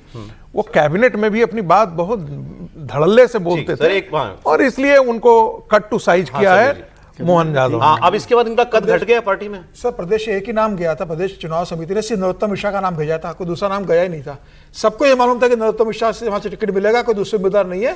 प्रदेश से एक ही नाम भेजा था, दिल्ली से फोन गया कि भाई 3 नामों का पैनल भेजिए, उसमें आशुतोष तिवारी का नाम डालिए और कुशवाहा का नाम डालकर भेजिए। जो जिला अध्यक्ष है। हाँ, 3 नामों का पैनल मंगाया गया। ये तय था कि दिल्ली से कटेगा। प्रदेश के किसी नेता की इतनी ताकत और हैसियत नहीं है कि नरोत्तम मिश्रा प्रदेश समिति में नाम भेजने वाले कौन लोग होते हैं? ये प्रदेश अध्यक्ष होता है, प्रदेश के मुख्यमंत्री होते हैं, संगठन महामंत्री मुख्यमंत्री होता है उसमें। मुख्यमंत्री होता है ना, पूरे 4-5 लोग। ये बात गलत बता रहे हैं आप कि मोहन यादव नहीं चाहते? नहीं, मोहन यादव ने एक ही नाम गया था, तो फिर इसका मतलब तो मोहन यादव दिल्ली से ऑन नाम बोर्ड काटा गया है, दिल्ली से कहा गया है कि नाम काटना है इसका, दिल्ली से फैसला हुआ है। तो वहां विवाद है हमारे पैनल में। समीर जी कह रहे हैं दिल्ली से काटा गया, बाकी लोग कह रहे हैं कि मुख्यमंत्री मोहन यादव के कहने पर काटा गया। एक दूसरा नॉमिनेशन भी आज उस जल्दी से उसकी बात नवीन साहब का नाम लिया, नवीन साहब ने कहा आप उन पे क्यों डाल रहे हैं? उन्होंने बांकीपुर में नहीं फैसला किया, आप दतिया में करेंगे? नहीं मैं जो आज नॉमिनेशन वहां भी होने बांकीपुर में, बांकीपुर से जो कैंडिडेट पहले थे उनका तो नामांकन वापस ले लिया गया। अब प्रशांत किशोर के सामने बीजेपी ने जो दूसरा चेहरा उतारा वो नीरज कुमार सिन्हा है। आज नीरज कुमार सिन्हा भी जो हैं वो भी नॉमिनेशन करने वाले। ये दोनों ही मामले जो हैं बीजेपी के लिए बहुत उल्टे पड़ गए हैं। मतलब लोगों में ये चर्चा होने लगी कि भाई इस पार्टी में भी ये सब कुछ होता है। ये बात है, ये बिल्कुल ठीक बात है। वैसे समझो नरोत्तम जी ने जितना जो किया ना, यहाँ से जहाँ तक वो पहुँचे, वो एक पॉलिटिकल लीडर के लिए ठीक है, और इससे उन्होंने मेरे हिसाब से अपना भविष्य सुरक्षित किया पार्टी में, क्योंकि उन्होंने अपनी ताकत भी बता दी, पार्टी की बात भी मान ली, तो पार्टी कहेगी देखेंगे आगे। और हम जितवा भी दें उस आदमी को, जितवा भी दें, और आगे जो होगा। यहाँ से क्या मिला आपको? मतलब अब ये लाइव तस्वीरें आ रही हैं। अच्छा, वो भी नॉमिनेशन के लिए जा रहे हैं? वो भी नॉमिनेशन के लिए जा रहे हैं, और बहुत सारे लोगों ने जो पार्टी में हैं उन्होंने मदद की है, प्रशांत किशोर जी की, तो उसका भी उन्होंने आभार जताया कई लोगों को, प्रशांत जी ने। बीजेपी ने मदद की है? हाँ, कि भाई कैंडिडेट बने, तो उस पर काम हो रहा है। लेकिन मैं इससे सहमत नहीं। इस प्रकरण से क्या संदेश गया है? मतलब पार्टी में कुछ और जो फैसले होते हैं वो बिल्कुल ऊपर लेवल पर फैसले होते हैं, उनको नीचे की हवा नहीं होती। उनके नीचे की हवा। सर अगर मोहन यादव कटवा दे तो नरोत्तम मिश्रा रात को जो क्षेत्रीय संगठन महामंत्री अजय जामवाल, प्रदेश अध्यक्ष, मोहन यादव के साथ 2 घंटे नहीं बैठे और रात को डिनर नहीं करते। सर ये वहां बैठे उनसे बैठक में कहा मोदी यादव ने, क्षेत्रीय संगठन मंत्री जामवाल ने, कि दिल्ली का फैसला लगे तो आप दिल्ली बात कीजिए। ओ, मैं कह रहा हूं आप वहीं से बाहर ही नहीं निकल पा रहे हैं। यहाँ पर राष्ट्रीय अध्यक्ष की सीट पर इतना बड़ा कांड हो गया। नहीं, उसमें वो भी हुआ ना कि राष्ट्रीय अध्यक्ष और होम मिनिस्टर दोनों ने मुलाकात नहीं की नरोत्तम मिश्रा से दिल्ली में। नहीं, एक चीज ये भी तो हो सकता है ना, लोड ही नहीं ले रहा कोई प्रशांत किशोर का भी। आप प्रशांत किशोर कर लीजिए, बार बार उसी पे लाना चाह रहा हूं। आप प्रशांत किशोर ही पार्टी के अधिकृत उम्मीदवार हैं, आप ये कह रहे हैं? लेकिन बाकीपुर भी बहुत आसान सीट नहीं है। ठीक है सर, चलिए ठीक है। नहीं, सीट तो आसान ही थी, लेकिन उसको अब मुश्किल कर दिया गया। आसानी अच्छा लगता है चुनाव लड़ना, और चुनाव तो चूंकि वहां की जो मतलब उस सीट का जो मिजाज है वो तो भाजपा। लड़ाई का अपडेट आपको दे देंगे कि लड़ाई सीधी हमसे जुड़ी हुई है। भले ही हम कोई तोप गोले नहीं चला रहे, लेकिन सारा का सारा असर हम ही पर होता है, क्योंकि हम वो सारा तेल का वहां से आना और गैस का आना रुक जाता है। तो खबर यह है कि मिडिल ईस्ट में एक बार फिर से जंग की आग बहुत तेजी के साथ धधक रही है। ईरान और अमेरिका एक दूसरे पर बारूदी हमले कर रहे हैं। 60 दिन का शुरुआती सीजफायर 6 दिन भी ठीक से नहीं चल पाया और अब दोनों देशों की सेनाएं एक दूसरे पर बमों की बारिश कर रही हैं। यूएस सेंट्रल कमांड ने कल ईरान के कई ठिकानों को निशाना बनाया। दावा तो 140 टारगेट्स को अटैक करने का है। हॉर्मुज के पास केशम द्वीप के पास भी हमला हुआ है। इसके अलावा बंदर अब्बास शहर है, वहां पर मिसाइलें दागी गई हैं। सेंट्रल ईरान के खोंदाब में अराक परमाणु रिएक्टर के पास धमाका हुआ है। इनका एक प्रांत है खुजेस्तान, उसके मशहर में भी पेट्रोकेमिकल प्लांट पर हमले की खबर है। ये सबसे खतरनाक है, पेट्रोकेमिकल प्लांट्स पर हमला होना सीधे सीधे दुनिया को झटका देता है। हमलों का जवाब ईरान ने भी दिया है। मिडिल ईस्ट में अमेरिकी सैन्य अड्डों पर ड्रोन से हमले किए हैं। बहरीन, कतर, जॉर्डन, कुवैत, इन देशों में अमेरिकी एयरबेसेस को ईरान ने निशाना बनाया।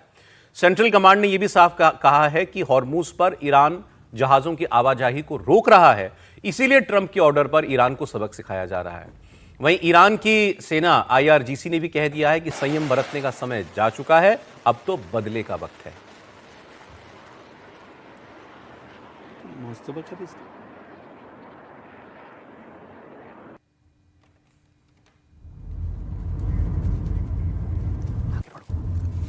तो ये तो मैंने आपको अभी वॉर का अपडेट बताया। ईरान और अमेरिका के बीच युद्ध के इस राउंड की वजह से स्ट्रेट ऑफ हॉर्मुज जो है पूरी तरीके से बंद है और वजह भी वही है। ईरान चाहता है कि हॉर्मुज से गुजरने वाले जहाज उसके बनाए रूट को और उसके नियमों को मानकर जाएं। अमेरिका ऐसा नहीं होने दे रहा है। इसी को लेकर दोनों के बीच फिर से इस युद्ध की शुरुआत हुई है। ईरान स्ट्रेट ऑफ हॉर्मुज में सीधे जहाज़ों को निशाना बनाता है। अभी उसने एक और जहाज़ को निशाना बनाया, उसमें भारत का एक व्यक्ति लापता है। 11 लोगों को बचा लिया गया, जिनको हाँ सब बचा लिए गए, लेकिन एक व्यक्ति उसमें भारतीय वो लापता है। अभी तक भारतीय विदेश मंत्रालय ने इस पर एतराज जताया है। ईरान का दावा है कि उसने स्ट्रेट ऑफ हॉर्मुज को बंद कर दिया है और अमेरिका कह रहा है कि हॉर्मुज खुला हुआ है। ईरान कह रहा है कि हॉर्मुज पर उसका कंट्रोल है, अमेरिका कहता है कि हॉर्मुज पर ईरान का नियंत्रण नहीं होने देंगे। ईरान दावा कर रहा है कि कल हॉर्मुज बंद होने के बाद से कोई जहाज वहां से नहीं गुजरा। अमेरिका की सेना कहती है कि 24 घंटे के अंदर 20 से ज्यादा जहाज उसकी प्रोटेक्शन में स्ट्रेट ऑफ हॉर्मुज को पार कर चुके हैं।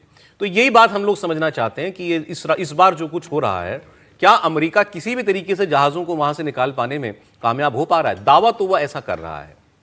अब इस बार जो प्रॉब्लम है वो क्या बताई जा रही है, ईरान क्यों हमले करता है? सर, ये बताया गया कि वो जो स्ट्रेट ऑफ हॉर्मुज है उसके नॉर्थ में ऊपर पूरा ईरान है और नीचे ओमान है। अमेरिका ये कहता है कि जो शिपिंग चैनल ओमान के करीब है वहां से जहाज निकल सकते हैं। अच्छा, उसका ये भी कहना है कि यहां से जहाजों के जाने और दूसरी तरफ वापस आने का भी रास्ता बना हुआ है। तो ओमान के साथ सट के वहां से जहाज जा सकते हैं, आ जा सकते हैं। ईरान कहता है नहीं, रूट तो हमारा ही मानना पड़ेगा, जो हमारे नॉर्दर्न टिप पर जो रूट है वहीं से जाए, और जितने जहाज ओमान के सामने से गुजर रहे हैं उन सबको वो टारगेट करता है। तो लड़ाई तो स्ट्रेट ऑफ हॉर्मुज पर कब्जे की बना ही ली गई है ये ईरान के द्वारा, लेकिन अमेरिका का ये दावा कि 20 जहाज कल भी वहां से निकले हैं, ये थोड़ा कॉन्ट्राडिक्टरी है। सर, हो सकता है कि थोड़ा बहुत कुछ निकला हो, नहीं निकला हो, लेकिन वो आप कह रहे हैं कि ये स्ट्रेट ऑफ हॉर्मुज की लड़ाई, मैं तो कह रहा हूँ डे 1 से ये लड़ाई स्ट्रेट ऑफ हॉर्मुज के लिए थी और वहाँ से चल रही है अब तक। जिस तरह से बदलाव हुआ पिछले 5-7-10 दिन में, और मुझे नहीं लग रहा कि अमेरिका कोई बहुत बड़ा इसमें कामयाबी हासिल कर पाया, और ईरान ने पूरी तरीके से उस पर रोक लगा। इसको फ्री नहीं रख पाएगा अमेरिका, इसको फ्री नहीं रख पाएगा, और ये लड़ाई अब जब तक चलती रहेगी कि क्या होगा क्या नहीं होगा। और ईरान के लिए हम बार बार कह रहे हैं कि उसको मुंह खून लग गया है, तो वो इसको छोड़ने वाला नहीं है। और कल तो आपने वो पता नहीं कहाँ से आया, लेकिन मैं पढ़ रहा था कि मुस्तफा का भी बयान आया है ना मुस्तफा का, उन्होंने तो सीधे बदले की बात की है। सीधे बदले की बात उन्होंने की है, तो इसलिए ये लड़ाई अब और खतरनाक मोड़ पर पहुंच जाएगी। उन्होंने कहा हम भूले नहीं हैं अपने प्यारे नेता का जाना, और वो मुझे लगता आयतुल्लाह है खमेनी का और उनकी मौत का बदला लिया जाएगा। 23 जुलाई को वो प्रेयर मीट रखी है वहाँ पर ईरान में, तेहरान में। उसमें बताया गया कि मुस्तफा वहाँ पर शायद हो सकते हैं, तो उस समय तक तो इस लड़ाई को रखेंगे कि भाई इसका बदला लिया जाए।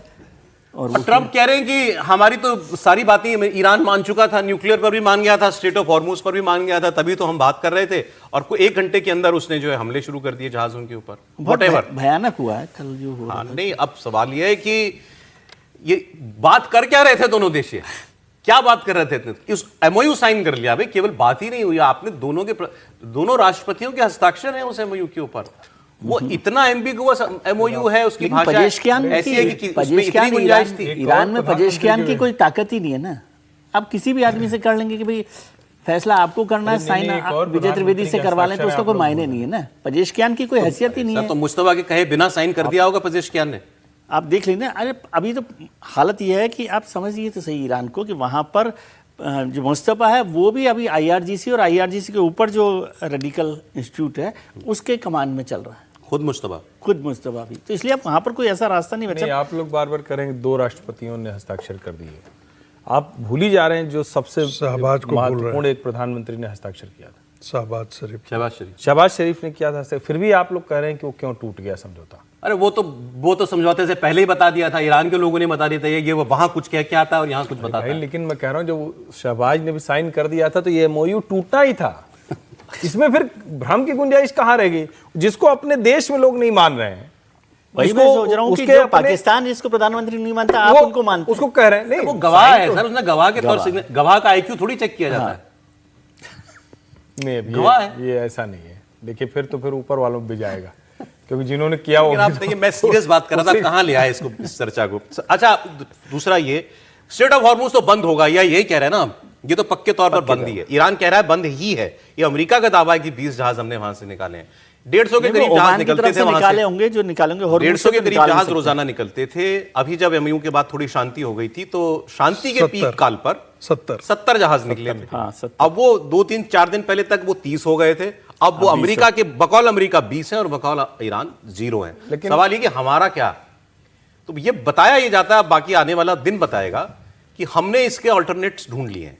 इस पूरी 4-4.5 महीने में भारत को जो करना है हम तय कर चुके हैं। इसलिए हमने तेल का आयात जो है बहुत सारे देशों से, लगभग 4 देशों से शुरू कर दिया है। गैस का भी हमने और प्रबंध कर लिया। तो क्या अगर इस बार स्ट्रेट ऑफ हॉर्मुज पूरी तरह बंद हो भी जाए तो भारत पर उतना प्रतिकूल प्रभाव नहीं पड़ेगा? नहीं पड़ेगा, प्रभाव तो पड़ेगा, बिल्कुल पड़ेगा, इसमें कोई दो राय नहीं है। ठीक है, भारत ने समय रहते तमाम दूसरे अल्टरनेटिव रास्ते ढूंढ लिए, तमाम देशों से संपर्क कर लिया, तमाम रास्तों से भारत ऑयल मंगा रहा है, लेकिन वो एक टेम्पररी अरेंजमेंट है। भारत इस बात को जानता है कि ये लंबे समय तक टेम्पररी और महंगा है, टेम्पररी और महंगा, और ये लंबे समय तक नहीं है। ये व्यवस्था इसलिए की गई थी कि जब तक स्ट्रेट ऑफ हॉर्मुज खुल नहीं जाता तब तक हम इन रास्तों से हम मांगेंगे। जब स्ट्रेट ऑफ हॉर्मुज खुल जाएगा तो हम स्ट्रेट ऑफ हॉर्मुज का इस्तेमाल करेंगे। लेकिन अब जो स्थितियां बन रही है उसमें तो लग रहा है कि लंबे समय तक स्ट्रेट ऑफ हॉर्मुज बंद होने वाला है, और अगर ईरान की चलेगी तो वो उस पर टोल टैक्स वसूल करेगा। मतलब आपको वहां से बहुत कुछ सामान्य स्थिति में वहां से जहाज नहीं निकलने वाले। अब जिस तरीके से ईरान वहां पर दावा कर रहा है, अमेरिका जिस तरीके से हमला कर रहा है, कहा है तो ये भी जा रहा है कि रूस ने अपना सबसे सीक्रेट प्लेन ईरान के पास भेजा है। चीन ने बहुत मिसाइलें खुफिया रास्ते से ईरान के पास भेजी है। तो क्या चीन और रशिया भी ईरान को सपोर्ट कर रहे हैं इस पूरी लड़ाई के अंदर? और मुझे लग रहा है कि जिस स्तर पर लड़ाई चली गई है, ऐसे में मुझे लगता है कि भारत को हो या फ्रांस को हो या तमाम दुनिया के प्रभावशाली नेताओं को अब ट्रम्प से बात करनी चाहिए कि भाई आपके कारण ये पूरा मामला गड़बड़ हो रहा है, और अब बाकी फिर दुनिया संकट अब ट्रम्प नहीं, अब तो ईरान, ये तो जिद ईरान की है ना कि स्ट्रेट ऑफ हॉर्मुज में मेरा कंट्रोल रहेगा। अब तो ये जिद छुड़वानी पड़ेगी। इंटरनेशनल फ्री वाटर्स को आपने बंधक कैसे बना लिया? नहीं, पहले तो जारी कर दिया था ना उसने, जाने के लिए छोड़ दिया था, पहले तो नहीं कर रहा था अपनी शर्तों पे। लेकिन बाद में जब वो कहा था कि उसने कहा था कि भाई मेरे जो फ्रीज अमाउंट है आप मुझे पूरा रिटर्न करो, तमाम जो बात है कि अमेरिका उसके लिए तैयार नहीं हुआ। तो मुझे लगा 60 दिन है ना, आप वो 60 दिन में करो। ईरान है तो आप ईरान से बात कीजिए, जो भी अमेरिका ईरान दोनों से बात करो। ऐसा हो नहीं सकता ना कि आप उस पर हमला करते रहो, वो स्ट्रेट ऑफ हॉर्मुज बंद रखे और दुनिया उसके लिए सफर। एक चीज और, एक और इसी पर एक अपडेट सर, इस ईरान पे आ रहा हूं आपके पास। ये जंग तो देखिए शुरू हो गई, एक व्यक्ति की मौत इस बीच हुई है। अब वो इतनी बड़ी बात बन जाएगी लगा तो नहीं था। ग्राहम लिंडसे सेनेटर थे, 71 साल के, अमेरिका के, बड़े कट्टर मतलब ये इसको वॉर ऑफ सिविलाइजेशंस मानते थे। मतलब एक इस्लामी दुनिया और एक ईसाई दुनिया के बीच की जंग मानते थे। ये ट्रंप के बहुत करीबी थे और ये नेतन्याहू के बहुत करीबी थे। ईरान को तबाह करने की बातें रोजाना किया करते थे। नेतन्याहू इनको अपना अमेरिका में सबसे अच्छे दोस्तों में इनको गिनते थे, लेकिन इनकी सेहत को लेकर कभी कोई सवाल उठा नहीं। ऐसा बहुत एक्टिव आदमी थे। अचानक लेकिन ये खबर आई कि इनकी मृत्यु हो गई, दिल की धमनियां फट गई। अब इसको लेकर तरह तरह की बातें होने लगी। ईरान में तो टीवी पर जश्न मना है, टीवी पर अनाउंसमेंट के साथ, मुस्कुराहट के साथ अनाउंस किया गया हंसते हंसते कि लिंडसे ग्राहम और ईरान का एक दुश्मन अपनी मौत मर गया। अब ये भी कुछ लोग कह रहे हैं कि इनकी मौत जो है वो कोई साजिश तो नहीं थी। ऐसी बातें जो हैं वो होने लगी हैं। अपने पिता के अंतिम संस्कार के दौरान मुज्तबा खमनेई ने एक संदेश जारी किया था और कहा था कि सुप्रीम लीडर के हत्यारों से बदला लिया जाएगा। 3 ऐसे लोग हैं जो कि टारगेट पर हैं, ऐसा बताया जा रहा है। ट्रंप, नेतन्याहू और यूके के प्राइम मिनिस्टर कीयर स्टारमर, कि ये लोग हैं ईरान की हिट लिस्ट में। और ये लिंडसे ग्राहम चूंकि बहुत एक्टिव और वोकल आदमी थे, तो इनकी मौत पर भी ये साजिशी सिद्धांत लागू हो गया है। आप ये देखिए जरा, उनके टीवी पर कैसे बताया गया था। देखिए वो खुश कितनी थी महिला इसकी अनाउंसमेंट करते हुए टीवी पर कि लिंडसे ग्राहम मर गए। लेकिन ठीक है, यहाँ भी तो लोग रोजाना सुबह शाम ईरान के खत्म हो जाने की कामनाएं करते ही है ना, खुलेआम ही करते हैं। देखिए, इस ईरान से आप और ज़्यादा क्या उम्मीद कर सकते हैं, जिसमें महिलाओं के खुले बाल रखने के बाद जो है उनको दंड दिया जाता हो, जिनके पहनावे पर दंड दिया जाता हो, अभी भी उनको बुर्का नसी रहने के जो नहीं हो उसको दंड दिया जाता हो।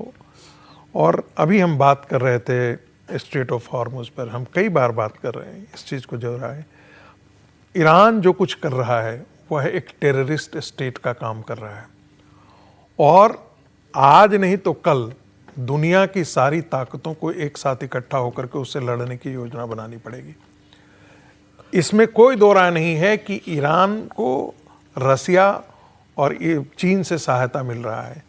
रसिया चूंकि लड़ रहा है और हम देख रहे हैं कि यूक्रेन जो है बहुत अंदर तक घुस करके रसिया में मार रहा है, तो ये संभव इसलिए हो रहा है क्योंकि अमेरिका और यूरोप की जो लॉन्ग डिस्टेंस मिसाइलें हैं वो उसको दी जा रही है। सब एक सवाल आपसे तो पूछता हूं, कहीं प्रिंसिपल उसका का सवाल पूछता हूं आपसे, बुनियादी मैं मुस्लिम दुनिया की बात कर रहा हूं आपसे। भूल जाए कि हम क्या सोचते हैं ईरान के बारे में, अमेरिका या इजराइल क्या सोचता है। ईरान के बारे में मुस्लिम दुनिया क्या सोचती है और ईरान उनके बारे में क्या सोचता है। ये तो खामेनेई साहब का, इनके वाले भी और बड़े वाले भी, इनका तो खुला ये कहना था कि ये जितने मुस्लिम देश हैं इन किसी में भी जो है ना तो इस्लामी शासन है उनके हिसाब से, ना इस्लामी शासन है ना लोकतंत्र है। अगर लोकतंत्र तो ईरान में भी क्या है, लेकिन वो ये कहते थे कि राजशाहियां खत्म होनी चाहिए। जितने ये सब परिवारों की तो चल रहे हैं ना, बिल्कुल। कतर में भी, यूएई में भी, अबू धाबी, दुबई, इसके अलावा जितने बहरेन है, कुवैत है, हर जगह पे ईरान में राजशाही चल, ईरान राजशाही खत्म करना चाहता है। ये राजशाही वाली मुस्लिम दुनिया ठीक है या ईरान जैसी जहां पर वो कट्टर इस्लामी शासन? नहीं, मैं कह रहा हूं कि राजशाही में यदि स्वतंत्रता हो, राजशाही अपने आप में ठीक नहीं है, लोकतंत्र तो हर जगह होना चाहिए, लेकिन उस कट्टर जमात को जो इस्लाम के नाम पर हत्या कर देता हो और लाखों लोगों को खत्म कर दिया, मार डाला गया, बच्चों को मार डाला गया, बेरहमी से मार डाला गया इस्लाम लागू करने के लिए, और जिस इस्लाम को ईरान मानता है उस इस्लाम को सऊदी अरब नहीं मानता है। जिस इस्लाम को ईरान मानता है वो तो मानता ही नहीं है कि ये प्योर इस्लाम है। ये सारे राजशाही वाले इस्लामी मुल्क बेहतर हैं ईरान से? नहीं, मैं बेहतर की बात नहीं, वो मानते हैं कि जो सुन्नी इस्लाम है वही मूल इस्लाम है। सिया इस्लाम तो फरेबी वाला इस्लाम है, वो मानते ही नहीं है कि वो इस्लाम का वो सही वारिस है। लेकिन चूंकि वहां पर दिक्कत क्या है कि जिसे मोहम्मद साहब के मृत्यु के पश्चात उनको जो अली थे, जो चौथे खलीफा हुए, उनको मानने वाले ये सब हैं, और ये सिया और सुन्नियों का विवाद है। इस कारण से ना तो आपको यूएई इसके पक्ष में दिखेगा, ना आपको सऊदी अरब दिखेगा, ना आपको कतर इसके पक्ष में दिखेगा। तो इनकी आपस की लड़ाई है ये। और क्या आपको लगता है कि कतर की इकोनॉमी को, सऊदी अरब की इकोनॉमी को, यूएई की इकोनॉमी को ये कोई कम खतरा है क्या? तो इस कारण से मुझे लगता है कि आज नहीं तो कल दुनिया को इस पर निर्णय लेना पड़ेगा। या तो यूएन ने, नेटो ईरान का क्या करें? हाँ, ईरान का क्या करें, बिल्कुल। अपना भारत जरा का कितना इंटरेस्ट डैमेज हो रहा है। जरा सर अपने पड़ोस की बात कर लेते हैं। पीओके में जो चल रहा प्रदर्शन है वो बिल्कुल भी काबू में नहीं है इस वक्त, वहाँ की सेना के और आसिम मुनीर या शहबाज शरीफ की सरकार के। वहाँ पर लगातार दमन हो ही रहा है, कई लोगों की मौत हो चुकी है और गुस्सा लगातार बढ़ता जा रहा है और वो इस हद तक जा चुका है जो पहले कभी पीओके में नहीं हुआ था कि वहाँ खुलेआम बात होने लगी है कि पीओके पाकिस्तान का हिस्सा नहीं है। ये तो वहाँ लोगों ने माइक पे डिक्लेयर किया कि हम तुम्हारा हिस्सा नहीं है। फिर उन्होंने ये कहा था कि अगर तुम हमारे रसद बंद करोगे, हमारा राशन पानी बंद करोगे तो हमारे पास दूसरा भी रास्ता है, दूसरा रास्ता एलओसी वाला, हम उस पार जाएंगे। हम वहाँ की उन्होंने खुलकर भारत के इस वक्त एलओसी के इस तरफ जो कश्मीर है वहाँ के नाम लेकर के जगहों के कहा कि हम उनसे मदद की मांग करते हैं। ये लोग हमारा आटा चावल तक नहीं आने दे रहे, आपसे हमको उम्मीद है। अब एक ताज़ा बयान आपको और सुनाता हूँ। उसमें उन्होंने कहा कि बहुत ये चूरन बेच लिया तुमने कि श्रीनगर आज़ाद कराएंगे। अब कोई नहीं मानता इस बात को, यहाँ पर कोई नहीं मानता कि पाकिस्तान की मदद से हमें जम्मू कश्मीर की आज़ादी मिलने वाली है। बहुत बेच लिया है चूरन, अब इसका एक्सपायरी डेट हो चुका। 78 साल जैसा कि ये चूरन बेचा गया कि हम श्रीनगर को आजाद करवाएंगे। पुत्र है चूरन पुराना हो गया। उन चूरन तो सारा कश्मीरी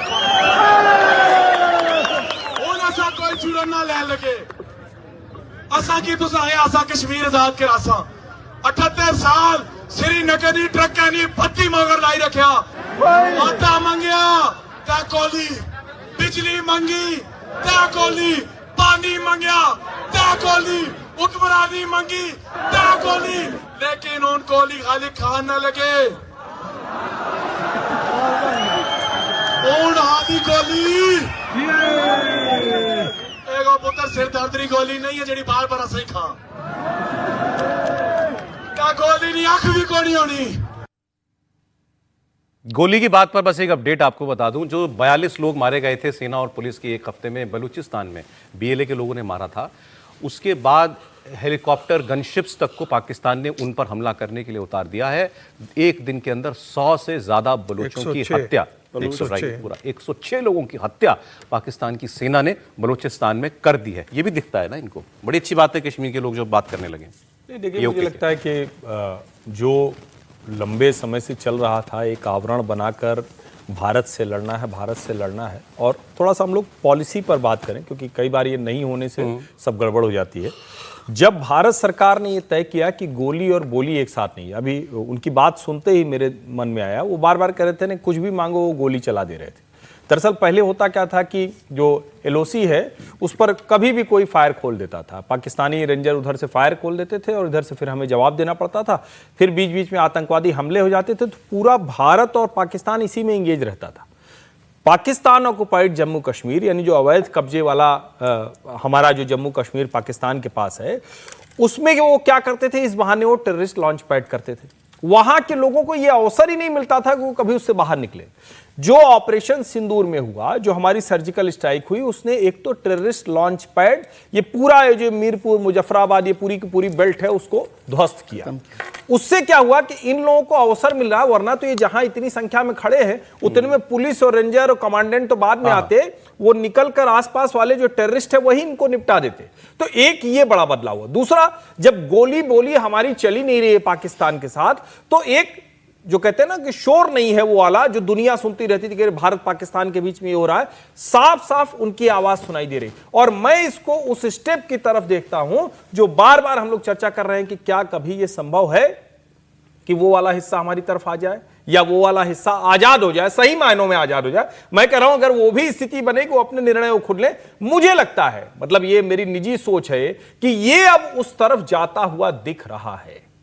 अब जो हालात है वो कब होगा ये नहीं कह सकते, लेकिन उस दिशा में जरूर है। ये नहीं कह सकते। अच्छा, वो ये भी कह रहे हैं ना खुलकर कि भाई वहां वाले कश्मीर की हालत देख लो, वहां पर वो लोग कैसी जिंदगी जीते हैं। पॉलिसी डिसीजन को मतलब मुझे लगता है कि ठीक से सोचा जाना चाहिए कि अगर ये नहीं हुआ होता, हम रोज इंगेज रहते, तो क्या इनकी बात आती, क्या नहीं आती। अब वो इस वजह से भी सामने आ रही। पर खबरों पर हम बात करेंगे जिन पर आज काफी लोगों का इंटरेस्ट भी है और ये बयान भी कुछ ऐसे हैं जिन पर चर्चा काफी हो रही है। सबसे पहले स्वामी रामदेव जी की बात करते हैं। उन्होंने हिंदू राष्ट्र को लेकर एक बात कही है। दिल्ली यूनिवर्सिटी के एक कार्यक्रम में स्वामी रामदेव ने कहा कि हिंदू राष्ट्र के इस कॉन्सेप्ट से मुसलमानों को डरने की जरूरत नहीं है। हमारे आपके मजहब अलग हो सकते हैं, लेकिन हमारे पूर्वज तो एक ही हैं, तो मुसलमानों को आश्वस्त रहना चाहिए। उनके मन में हिंदू राष्ट्र को लेकर किसी भी प्रकार का डर नहीं होना चाहिए। एक्चुअली स्वामी रामदेव ने हवाला यह दिया कि मैं 2009 में एक कार्यक्रम में गया था देवबंद में, और वहां उन्होंने कहा कि मुसलमानों को डराया जाता है कि भारत हिंदू राष्ट्र बन जाएगा तो वो कहां जाएंगे। तो उनका कहना है, मैंने वहां कहा था मुसलमानों से कि वो अपने पूर्वजों की परंपराओं को अपनाएं। फिर उन्होंने कहा जो अपने पिता का नहीं हुआ वो फिर किसी का नहीं हो सकता। आप अपने पूर्वजों, ऋषि मुनियों की बात को माने। स्वामी रामदेव के बयान पर अब बहुत सारे लोग ऐतराज जता रहे हैं। कांग्रेस पार्टी की तरफ से सलमान खुर्शीद का भी रिएक्शन इस पर आ चुका है। सलमान खुर्शीद ने कहा कि ये बड़ी कृपा की जरूरत नहीं है किसी को हम पर करने की, कि हमारी क्या हैसियत है या हम कहाँ रहेंगे अगर हिंदू राष्ट्र बन गया तो। उन्होंने कहा संविधान जो है संविधान रहेगा, संविधान में हिंदू राष्ट्र कहीं नहीं है, और संविधान हम सबको वो प्रोटेक्शंस भी देता है, हमको वो हमारे हक भी देता है, हमारे अधिकार देता है, तो इसलिए हमको संविधान पर पूरा भरोसा है। यही बात कई मौलानाओं ने भी कही है, लेकिन विवाद हो गया। अब स्वामी रामदेव जी का बयान आपको सुना देते हैं। हमारे पूर्वज, हमारे मजहब अलग हो सकते लेकिन पूर्वज तो एक ही है। हम गेट पर प्रवेश कर रहे थे तब पूज्य गुरुदेव भगवान ने वहां पर भी लिखा हुआ है, यहां पर भी लिखा हुआ है, हिंदू राष्ट्र के नाम पर किसी को डरने की जरूरत नहीं है, हम सभी के पूर्वज सनातनी हिंदू आर्य वैदिक है। ये सामने भी लिखा हुआ है, गेट में भी यही लिखा हुआ था। डरते क्यों भाई? कुछ लोग कहते हैं हिंदू राष्ट्र बन जाएगा तो मुसलमान कहां जाएंगे? मुसलमान कहां जाएंगे? अपने पूर्वजों की परंपरा को अपनाओ। अरे जो अपने बाप का नहीं वो किसी का नहीं हो सकता। अरे तुम अपने जो पुरखे हैं, पूर्वज हैं, अपने ऋषि मुनि हैं, उनकी बात को मानो। तुम दाढ़ी रखो, मूंछ कटाओ, कैसी भी टोपी ओढ़ हो, पगड़ी पहनो, कैसे भी वस्त्र पहनो, चरित्र अपने पूर्वजों जैसा रखो। अब ठीक है, ये बात उन्होंने कही, हिंदू राष्ट्र बने भारत में, ये बहुत से लोगों की कामना है, बहुत सारे लोग चाहते हैं कि ऐसा हो। लेकिन बात तो तब है जब कोई जिम्मेदार सरकार में बैठा कोई व्यक्ति इस बात को कहे, या भाजपा में, संघ में बैठा कोई व्यक्ति इस बात को कहे। स्वामी जी बड़े आदमी हैं, लेकिन स्वामी जी ने जो बात कही है उसमें यह बात की जा सकती है कि वो क्या अपेक्षा कर रहे हैं मुसलमानों से। जब वो कहते हैं अपने पूर्वजों की परंपरा को अपनाओ चाहे कैसे भी रहो, तो वो कौन सी परंपराएं हैं? बड़ा उन्होंने तैश में भी आ गए कि जो अपने बाप का नहीं वो किसी का नहीं। अपेक्षा क्या है मुसलमानों से, मैं ये समझना चाह रहा हूं। मान लीजिए हिंदू राष्ट्र हो ही जाए। देखिए, इस देश में हम ऐसा तो कहते हैं ना कि हजारों पंथ हैं, हजारों संप्रदाय हैं। मुस्लिम भी एक पंथ है, मुस्लिम धर्म नहीं है, पंथ है। तो एक पंथ और इसमें जुड़ जाएगा, क्या परेशानी है? कोई परेशानी नहीं है। लेकिन दिक्कत क्या है कि मुस्लिम पंथ ये मान करके चलता है कि उसके अतिरिक्त बाकी उसके सब दुश्मन हैं, इसलिए बाकी पंथों को अपने पंथ में मिला लो। वही स्थिति क्रिश्चियनिटी की है। अब तो मैं बार बार इसको कहता हूं कि भाई जो स्वामी रामदेव जी ने कहा है वो 100% सही है। और यही बात तो गांधी जी भी कहते थे कि भारत का जो 90% मुसलमान है वो सब तो यहीं का है, यहीं पर कन्वर्ट किए हैं। और कन्वर्ट कैसे हुआ है? इस्लाम कहीं आत्मिक मंथन से या हृदय में परिवर्तन होने से तो हुआ नहीं। मेरा सवाल है, अपेक्षा आपकी क्या है? क्या करें वो? अपेक्षा ये है कि बस आप अपने सनातन, अपने पूर्वजों का आप सम्मान करें। भारत की धरातल पर अरब की संस्कृति को नापने की कोशिश नहीं करें, यहां आरोपण करने की कोशिश नहीं करें। मैंने कल ही कहा था, कल की मैंने कि ये जो टोटी से पानी पीने वाला, ये जालीदार टोपी पहन करके, ये बुर्का, नहीं, मैं फिर कह रहा हूं ये अरब की संस्कृति। अरे मैं एक चीज बोल रहा हूं, इस्लाम जो है अमेरिका में दाढ़ी मूछ क्लीन शेव के साथ जिंदा रह सकता है, तो भारत में भारत की संस्कृति के साथ क्यों नहीं जिंदा रह सकता है? आप भारत वो तो कह रहे हैं ये भी करो, जैसी दाढ़ी रखनी है, जैसा पहनना है वैसे, जो पहनना है पहनो, अपने पूर्वजों का मूल को याद रखो। अपने पूर्वजों का सम्मान कैसे करेंगे आप? हाँ, कैसे करेंगे? वो कह रहे हैं हम करते हैं सम्मान। नहीं करते हैं ना। यदि कर रहे होते तो कृष्ण जन्मभूमि पर आप इस प्रकार की नहीं करते। मैं आपसे चाह रहा था, नहीं करते। आप चाहते हैं वो कृष्ण जी को, राम जी को मानने लगे? क्यों नहीं? आप उनको आदर के स्वरूप तो दे ही सकते हैं। ठीक है, नहीं तो आप उनके नाम पर जो मंदिर उनके जो है वो तोड़ दिए गए। ये बात आई ना कि उनके साथ तो आप खड़े हो सकते हैं। देखिए, मुझे लगता है रामदेव जी ने एकदम सही कहा कि भाई हिंदू राष्ट्र तो ही, राष्ट्र और राज्य में फर्क है ना भाई। हिंदू राष्ट्र है, हिंदू बहुसंख्यक है, हिंदुओं की आबादी ज्यादा है तो हिंदू राष्ट्र है। ठीक है, देश हिंदू राज्य नहीं है अभी, मतलब वो राज्य बनने में समय लगेगा। अभी संविधान सेकुलर है, आने वाले समय में मुझे लगता है हिंदू राष्ट्र है, हिंदू राज्य नहीं। हाँ, हिंदू राज्य नहीं है, हिंदू राष्ट्र है, क्योंकि संविधान सेकुलर है इसलिए हिंदू राज्य नहीं, लेकिन हिंदू राष्ट्र है। हिंदू सबसे यहाँ पर बहुसंख्यक के अंदर है। मुझे लगता है कि मुसलमानों के अंदर जिस तरीके से जो भावना है कि उन्हें लगता है कि भाई हिंदू मेजोरिटी में और हमारा अस्तित्व खतरा है, हिंदू बहुसंख्यक है इसलिए आप सुरक्षित रह पा रहे हो। क्या अगर मुसलमान के मेजोरिटी में कोई हिंदू रह पाता है? जिस तरीके से हिंदुओं के इसमें आप रह पाते हो, आपको तमाम अधिकार मिले हुए, आप हिंदुओं के प्रोसेशन निकलते हो उसके ऊपर आप पथराव करने का अपना अधिकार रखते हो, आप उनके ऊपर रामनवमी में जुलूस में पथराव करने का अधिकार रखते हो, आप तलवार से भरी भीड़ में हिंदुओं को काटने का अधिकार रखते हो। बात बात पे टकराव ना करें, बस टकराव न करें, हिंदू अपना धर्म बनाना स्वीकार करे, आप भड़काने वाला काम न करे, हिंदू धर्म को अपमानित करने का काम न करे, हिंदू देवी देवता का मक्खन उड़ाने का काम न करे, और हिंदू के जो धार्मिक और पूजा पद्धति है उसको अपमानित करने का काम न करे। दूसरी खबर पर बढ़ते हैं सर। अब वो एक हमने आपसे बिल की चर्चा की थी जो 20 जुलाई से संसद सत्र शुरू हो रहा है, मानसून सत्र उसमें आ सकता है। वो बिल था जिसको हम पीएम-सीएम बिल कह देते हैं कि प्रधानमंत्री, मुख्यमंत्री, केंद्रीय मंत्री और राज्य के मंत्री, इनको अगर 30 दिन से लगातार इनको हिरासत में या जेल में रहना पड़ता है तो फिर 31वें दिन इनकी ये पदमुक्त हो जाएंगे। इनको अपने पद से या तो इस्तीफा देना होगा, नहीं तो 31वें दिन ये अपने पद से अपने आप मुक्त हो जाएंगे। अब ये जेपीसी के पास है, ये बिल जॉइंट पार्लियामेंट्री कमेटी के पास, उसने अपनी रिपोर्ट तैयार कर ली है। उसको लेकर के कुछ उस रिपोर्ट में कुछ जो नई बातें हैं वो मैं आपको बताना चाहता हूं, क्योंकि इस पर बहुत ऐतराज था। इसकी जेपीसी में ऑपोजिशन का कोई मेंबर शामिल ही नहीं हुआ, इतना ऐतराज था। तो ये आता तो इस पर खूब हंगामा होता। अब जो जेपीसी की सिफारिशें हैं वो काफी हद तक उन्होंने इसके कुछ प्रावधानों में फेरबदल कर दिया है। पहले सबसे बड़ा बदलाव तो ये किया गया है उस रिपोर्ट में, इस मूल बिल की, उसमें कि ये 30 दिन की हिरासत या गिरफ्तारी के बाद पद मुक्त हो जाना, पद से हट जाना, ये ठीक नहीं है। इसकी जगह सस्पेंड करने का प्रावधान है। क्या मतलब हुआ कि मान अभी केजरीवाल जी वाला मामला आया था, केजरीवाल जी 30 दिन मुख्यमंत्री रहते हुए हिरासत में गए, इस्तीफा नहीं दिया। मूल बिल के हिसाब से 31वें दिन वो अपने आप पद से मुक्त हो जाते, इस्तीफा एक तरीके से बर्खास्तगी हो जाती। अब वो बर्खास्तगी की जगह उसको सस्पेंडेड मान लिया गया। मुख्यमंत्री हैं लेकिन सस्पेंडेड, मतलब कामकाज नहीं करेंगे। प्रधानमंत्री तक को उसी दायरे में लिखा गया, केंद्रीय मंत्री हो उनको भी, कि भाई इनका पद जाएगा नहीं लेकिन ये काम नहीं कर पाएंगे, ये सस्पेंडेड होंगे। अब इनको बेल मिल जाती है तो ये फिर दोबारा पद पे आ जाएंगे, पद बरी हो जाते हैं तो आ ही जाएंगे। जेपीसी ने कुल 5 सिफारिशें की हैं। इसमें तय समय सीमा में इस प्रकार के सभी आरोपों की जांच हो और साबित नहीं होने पर आरोप खारिज हो जाने पर अपने आप फैसला बदलना जो है वो शामिल किया गया। ये कहा गया कि एक टाइमलाइन भी दी जाए कि भाई इतने वक्त के अंदर भी अगर फैसला नहीं हो, मान लीजिए कोई बेल के लिए अपील कर दी किसी ने, अब बेल खींचे जा रही है, नहीं हो रहा फैसला, तो भी जो है वो रीइंस्टेट माना जाएगा उस आदमी को। उनकी सिफारिश में ये भी है कि ये सारे मामले जो हैं, क्योंकि ये सभी लोग मंत्री, मुख्यमंत्री इस प्रकार के लोग होंगे, तो ये फास्ट ट्रैक कोर्ट में इन सब का फैसला किया जाए। मतलब इस पर त्वरित कार्रवाई होनी चाहिए। ये नहीं कि इनका मामले सालों साल लटके जा रहे हैं, जल्द फैसले जो हैं वो इनके किए जाएं। एक और क्लॉज उसमें डाला गया है, ये गंभीर मामलों में अगर वो पाए जाते हैं शामिल, तो गंभीर मामला क्या होगा, 5 साल या उससे ज्यादा की सजा का प्रावधान जिस भी आरोप में हो, अगर उस आरोप में गिरफ्तारी हुई है। लेकिन वो उसमें भी फिर बताया है कि जो कानून बने उसमें वो अपराध जो है सूचीबद्ध किए जाएं, लिस्टेड अपराध होने चाहिए कि इन धाराओं में अगर आपकी गिरफ्तारी होती है जिनमें 5 साल से ज्यादा की सजा का प्रावधान है, तो ये आप पर ये एक्ट जो है वो लागू होगा। इस रूप में भी सही, लेकिन क्या ये स्वीकार हो जाएगा सबको?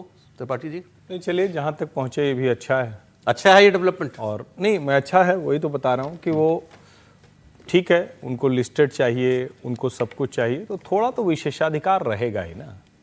यानी सामान्य देश के नियम कायदे कानून के लिहाज से उनको नहीं चलना है। उनको जब अपने ऊपर आई तो भी करना है, तो उसमें भी फिर लिस्टेड चाहिए कि इतने साल का होगा या नहीं, ये नहीं होगा, ये ऐसे होगा, बर्खास्त नहीं होगा, सस्पेंडेड होगा। वही मैं कह रहा हूं, शब्दों पर भी आपत्ति है। क्यों आपत्ति है भाई? यानी अगर किसी नेता का आचरण ऐसा है कि उसको इतने समय तक जेल में रहना पड़ गया, उसकी जो सजा है वो ऐसी है जो उसके पद पर रहने के उसकी जो अर्हता है उसको समाप्त कर देती है, तो फिर ये सब शब्दावली की जरूरत क्यों थी? यानी कुल मिला के है कि अभी भी किसी तरह से उसको डाइल्यूट करने की कोशिश नहीं, वो क्योंकि लेकिन उस पर लोगों को यह ऐतराज था ना कि भाई किसी भी मामले में आप मान लीजिए किसी एजेंसी ने कोई आरोप लगा दिया, कोई भी आरोप लग गया, अब वो मामला खींचे जा रहा है, बाद में आदमी बरी होगा, उससे पहले तो उसका वो उस पर तोहमत लग गई कि मुझे बर्खास्त कर दिया गया। एक बात, और दूसरा ये जो बात हम कह रहे हैं कि सस्पेंडेड माना जाए, उसको बर्खास्त ना माना जाए, ये इस बिल में जो है एक कोशिश ये है कि अगर मान लें कोई व्यक्ति जो है उसको वो, और ये मुझे लगता है ज्यादा डाइल्यूशन है इसका, कि तय समय सीमा, अब तय समय सीमा कौन तय करे, कितने वक्त तक फैसला नहीं हो तो, कितने वक्त तक बेल नहीं मिले तो बिल में ही डालेंगे कि कितना समय, तो वो रीइंस्टेट हो जाएगा। मैं तो दूसरी बात कह रहा हूं ना, सामान्य लोगों के लिए नियम, कायदे, कानून, अदालत पर भरोसा, न्यायालय पर विश्वास, वो अलग से चलेगा, इनके लिए अलग से चलेगा। बिल्कुल। क्यों भाई? भाई हम नहीं, मैं तो कह रहा हूं होना चाहिए। क्यों होना चाहिए? क्योंकि वो विशेष पद पर है। नहीं, किसी आप इमेजिन कीजिए ये आरोप किसी मुख्यमंत्री पे लगे हों। मैं क्या, अच्छा ये बताइए, किसी उस पर अधिकारी पर लग जाए, किसी कर्मचारी पर लग जाए, तो आप उसको क्या करते हैं? ठीक है, अब आप माने ना, लेकिन आप अंतर तो है भाई, एक मुख्यमंत्री में और एक सरकारी कर्मचारी। सर ये अंतर नहीं होना चाहिए, यही तो हम डेमोक्रेसी की बेहतरी की बात कर रहे हैं। आप आर्टिकल 14 जो है वो खत्म reform we the people of India के लिहाज से होगा, हम भारत के नागरिक के लिहाज से, या लेयर से? अच्छा, आप ही की बात का जवाब दो। अच्छा, ये विशेष व्यवस्था की 30 दिन गिरफ्तारी के बाद आप बर्खास्त हो जाएंगे, क्या किसी और व्यक्ति पे लागू होती है? नहीं लागू है ना, नहीं लागू है। तो जब आप उन्हीं के लिए विशेष कानून बना रहे हैं आप, इसीलिए क्योंकि हम अभी तक उससे उबर ही नहीं पाए हैं, हम तो इंग्लिश सिस्टम में चल रहे हैं, सरकारी साहब लोगों के लिहाज से चल रहे हैं। कोई सरकारी व्यक्ति यदि 2 दिन के लिए जेल में चला जाता है तो ऑटोमेटिकली उसके बाद सस्पेंशन उसका सर मैं हो फिर जाता कह है। रहा हूं, तो ये तो जुडिशियल रिफॉर्म करिए ना, और किसी को भी बेवजह जेल में न रहना पड़े, सारी जिंदगी एक ट्रक में फंसा, उसका चालान हो गया, उसमें चले गए। अरे भाई, एक व्यवस्था दी जा रही है ऐसे गंभीर मामलों के लिए, जिसमें ऐतराज क्या है? मैं कह रहा हूं बाद में आप एक आइडियल सिचुएशन की बात कर रहे हैं। आइडियल की बात ही नहीं कर रहा हूं, मैं कह रहा हूं ये तो पहले ही उनको एक्सेप्ट करना चाहिए था। ठीक है, ये जिस तरह का डायल्यूशन, मैं शुरू में मैंने कहा कि जो अच्छा है कि चलो कम से कम उस तरफ जा रहे हैं, हाँ, मान रहे हैं कि हमसे ये गलतियां हो रही, हम सर इस पर भी कमेंट कीजिएगा। एक और खबर बता देता हूं मैं इस पर भी, क्योंकि काफी वो चल रहा है दोनों तरफ से वार पलटवार। जो SIR हमारे देश में वैसे विवादित एक चीज बन गया है, SIR इस वक्त कई जगहों पर हो रहा है। एक निर्णय चुनाव आयोग ने किया है, उसके मुताबिक उसने नए वोटर बनने का नियम बदल दिए। अब अगर आप वोटर लिस्ट में अपना नाम डलवाने के अप्लाई करते हैं पहली बार, इसका मतलब सिर्फ ये नहीं है कि जो व्यक्ति 18 साल का अभी हुआ है, जो बच्चा, कोई भी व्यक्ति किसी उम्र में अगर पहली बार अपना वोट बनवा रहा है, तो अभी तक वो अपनी डिटेल देता था। अब नियम में अपने माता पिता का ब्यौरा भी उसको देना पड़ेगा। चुनाव आयोग ने नए वोटर बनवाने के लिए भरे जाने वाले फॉर्म 6 में माता पिता की SIR की डिटेल की, पूर्व में जो SIR हुई उसमें आपके माता पिता का नाम था कि नहीं था तो कहां था, ये उसके अंदर उसको डालना होगा। अब इस पर ऐतराज की क्या बात है? ये कहा जा रहा है कि जो पीपल्स रिप्रेजेंटेटिव एक्ट जो है, नए वोटर बनने का प्रावधान वहां से आता है, ये व्यवस्था केंद्र के कानून के तहत आती है। तो चुनाव आयोग ये फैसला नहीं कर सकता। ये फैसला अगर करना है तो फिर इसमें केंद्र सरकार को आदेश निकालना पड़ेगा, ये चुनाव आयोग के आदेश निकालने से नहीं होता है। सर दोनों बातें ठीक है, ये बात बहुत चर्चा में हुई और मुझे समझ में नहीं है कि इलेक्शन कमीशन ने ये कैसे किया, क्योंकि हमको सत्यापन करने में आसानी होगी। कुछ भी करने में आसानी, तो बहुत सारी आसानी उन्होंने कर ली अपनी, लेकिन जो अधिकार में नहीं है, आपके अधिकार क्षेत्र में नहीं है, वो कैसे करेंगे?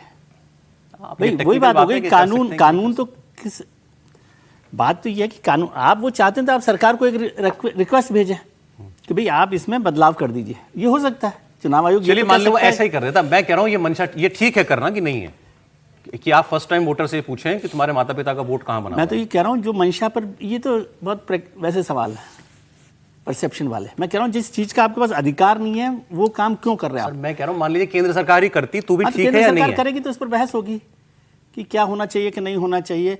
सब करवाइए, माता पिता का भी दीजिए, उनके ग्रैंड पेरेंट्स का भी कीजिए, जो भी करना है, लेकिन एक कानून के रास्ते से चलिए, वो मुद्दा है। उसमें केवल वही मसला है, कोई लोग इस पर चर्चा नहीं कर रहे। चर्चा कर रहे हैं कि चुनाव आयोग ने बिना अधिकार के ये काम क्यों किया, पहली बात।